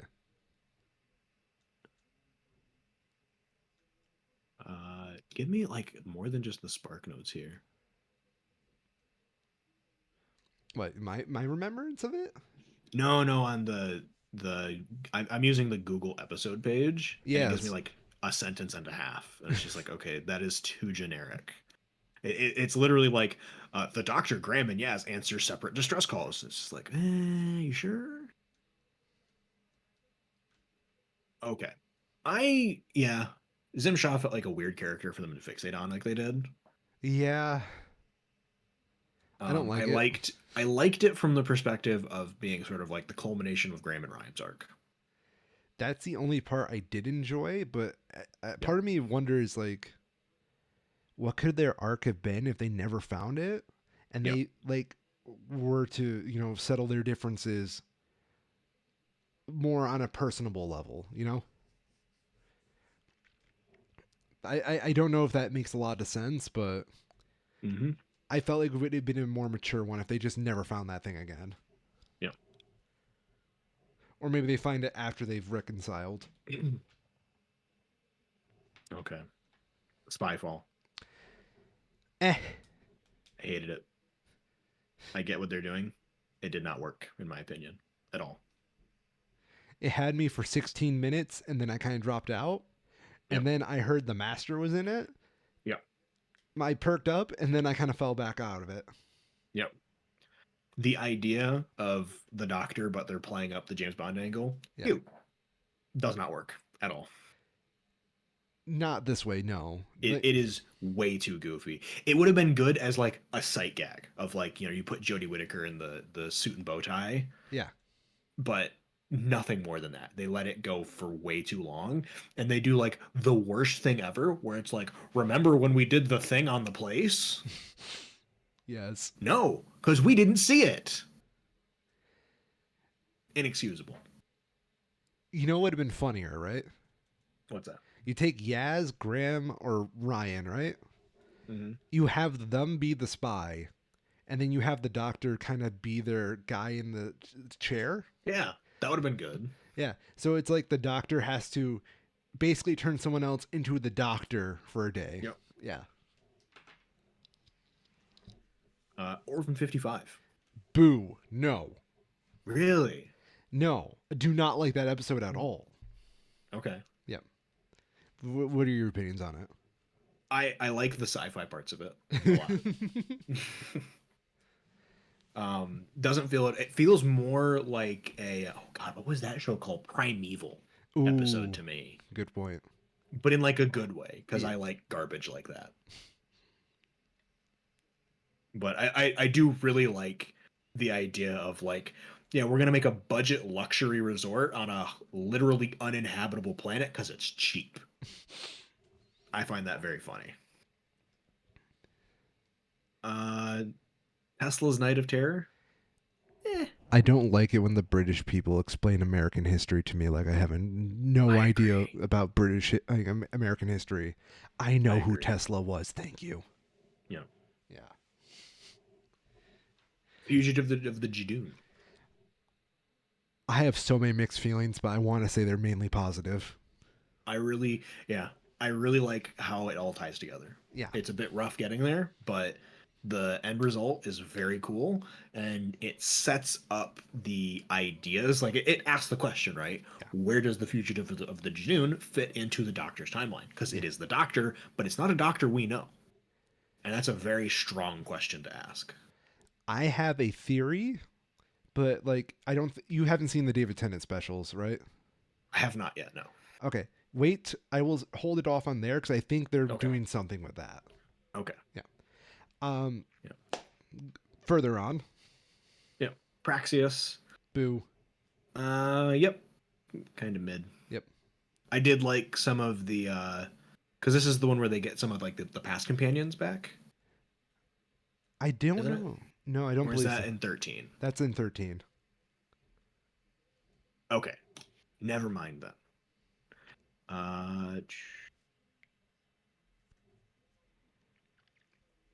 Skimming the rest of these. I like the Oh, Haunting of Villa. Haunting of Villa Diodata. Good That's a neat one. episode. I like how they get Captain Jack Harkness and a little callback to him in this. The like little nuggets, right? Yeah. Good character. I like that they're bringing him back for it. The Haunting Um, is probably my favorite episode of 13's run. I think it's a strong contender for sure. Yeah. Only because I love that like little thing, like the confrontation she has with the lone Cyberman in that is like the Yep. best. Yes. We get Ascension of the Cybermen. Eh. Yep. And the Timeless Child. I Still kind of eh, I but I do not like what it did to the canon. yep. Weird stuff to do to the canon. I like the idea of the Time Lord Cybermen. I think Yes. that's fun. Um, but they should have ended with this episode as well. It's like, yeah, that's a cool idea. Don't tell me about it ever again. What I Um, like about the Timeless Child is the concept. yep. I wish it wasn't the Doctor. Yeah. I don't know how. Just trying to think my way through it, right? Because we know with stuff like the War Doctor, right, Yeah. that there are the possibility of other variations of the Doctor that aren't numbered to exist Yeah. within the Doctor's current timeline. I would hope at a certain point they try to sort of undo that element of the Doctor where it's like, actually, you're not the timeless child, and the Master was just fucking with you really hard. I would have loved that. That's what I want. Here's what I Yeah. would like instead. The Master's the Timeless Child. That's why they're so That'd be fucked up good. in the head. That's why Missy Yeah. survived what happened in the Doctor Falls. Mm-hmm. It would explain so many reasons why the Master is just such a fuck up. Yeah. Yeah. Having the Doctor be like Jesus is kind of funky. Yeah, I don't like it. Yeah. All right, season 13. I'm gonna have to find a different guide though because this one only goes 1 through 6. It does not have any of the specials. So I know very little of 13. So I'll be relying a lot more on you this one. Okay, man, Wikipedia doesn't even have it either. Do they have? Where are the specials? Please. Oh, thankfully Wikipedia has the soundtrack. That's very helpful. 2022 specials I have pulled up from Wikipedia. Yeah, I'm just gonna pull up another tab. I think. I'm just posting in the chat. Yeah.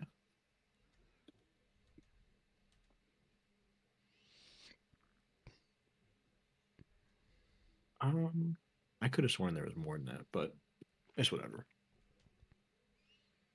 Here, I can check. Let me go get the box. Oh, there you go.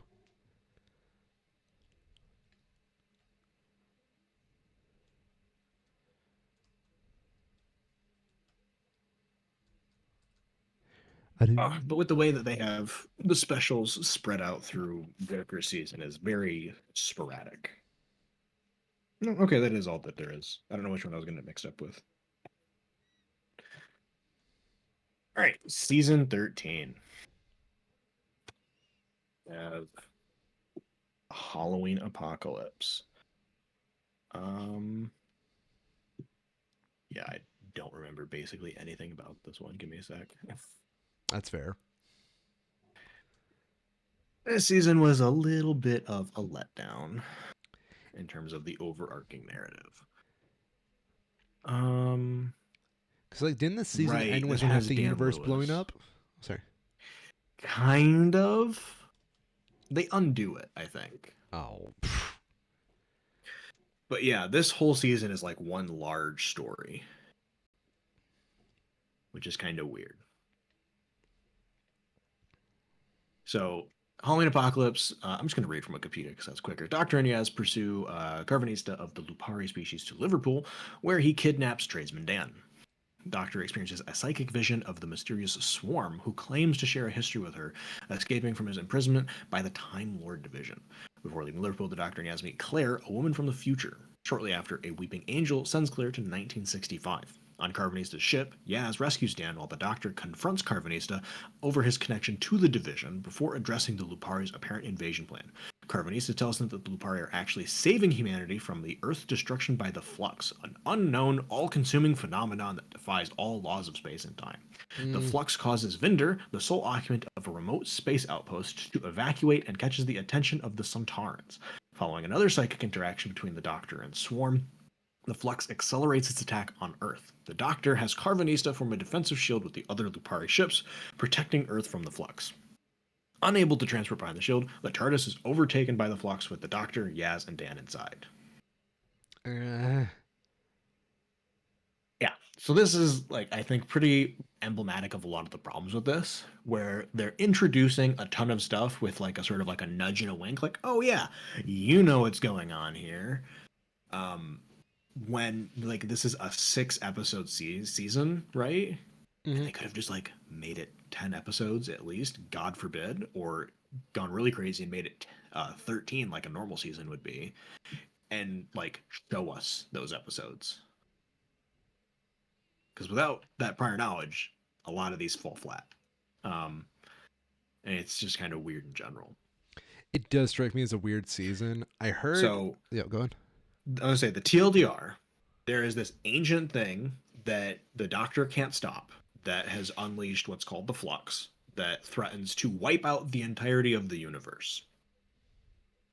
While that's happening, they we're also introduced to the Lupari, or dog people, who protect the Earth from the Flux, preventing it from being destroyed. However, this causes a sort of like alternate universe Earth where the Sontarans take control in like the 1900s. So they have to go defeat that both in the alternate universe where the Flux takes them and in the real universe as it's happening in present day simultaneously to sort of like break the time travel shenanigans. Then they have to sort of start unraveling the Time Lord Division Timeless Child bullshit.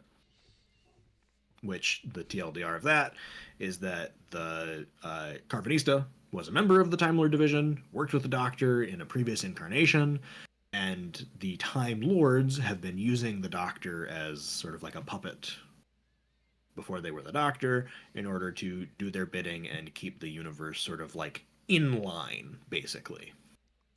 However, the Time Lord Division is aware of the Flux, so they set up like a space station to jump from the current universe to an alternate one in order to have the Time Lord Division continue to exist in this in this alternate universe. God damn it, Uh, Chris Chibnall. Also, apparently, the Weeping Angels are agents of the Time Lord Division, W- and they're able to do this like transition out of the universe by using the Weeping Angels because they are like they don't operate on the normal space time level that everything else does. I don't like that Weeping Angels work with the fucking Time Lords. Yep. What was the other one? Because I'm missing something else here. Um, there's some shit in like an ancient temple or something where Swarm pushes Yaz and Vinder to replace like the dead timekeeper people. And it's like throughout this whole thing, there's like good ideas that just never really pan out into a super entertaining story, if that makes sense. Yeah. I think there would have been like a really good way if you have like the fugitive doctor being like its own thing as like a single incarnation of the doctor that the Time Lords wiped away for some reason without it being the whole like infinite timeless child thing. Mm-hmm. I don't know. I do really like Vinder as a character and their interactions. There's some cool little like behind the scenes showing Vinder's partner trying to find Vinder after the universe dies. That's cool. Um, we get a big battle with the Sontarans and the Daleks and the Cybermen. That's kind of neat. But yeah, it's kind of mid overall.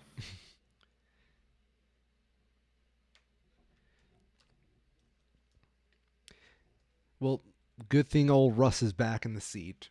We're Yeah. we're gonna Dan Lewis as like a sort of companion. I yeah. like him. I think he does well for as little episodes as he said. All right. Doctor Who 2022 specials. Eve of the Daleks. Surprisingly good, I found. Really? Yeah. The idea of the doctor, it's a puzzle episode, right? It's like how you have puzzle bosses in video games. This is a Doctor Who puzzle episode. Mm. You put the doctor in a situation, you have the ticking clock element of it, and they have to figure their way out of it. And, not super complicated, but it's still sort of fun. Legend of the Sea Devils. Right, they go back to China in the 1800s, and turns out there's aliens that aren't really aliens, but they're just like the same as the lizard people where they used to live on Earth, but a long time ago. And also, there's Chinese pirates. That's about all I remember. Mm. It was kind of medium overall. Power Over of the Doctor. All right, we got the Cybermen Time Lords back again. And the Master's back. Yay. Yay. Not really, no. Cool to get some of the like they've done in past episodes, getting the past companions to have little cameos. That's fun. Um, I did like that. They brought Graham and Ryan back for one last time. That was neat. And them making like a doctor's companion support group is like kind of depressing, but like it's a little too real. I love that idea actually. It's a good idea, but it's like, yeah, these people are like super broken now, and they do need help.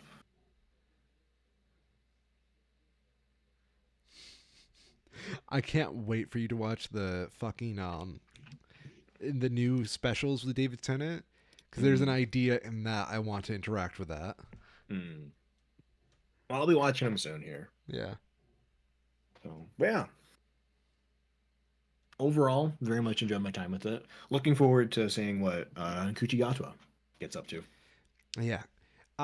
I watched his first episode. I'll, Mm, I'll probably hold off my opinions on it until we get to it sure. because I have some very strong opinions. Mm.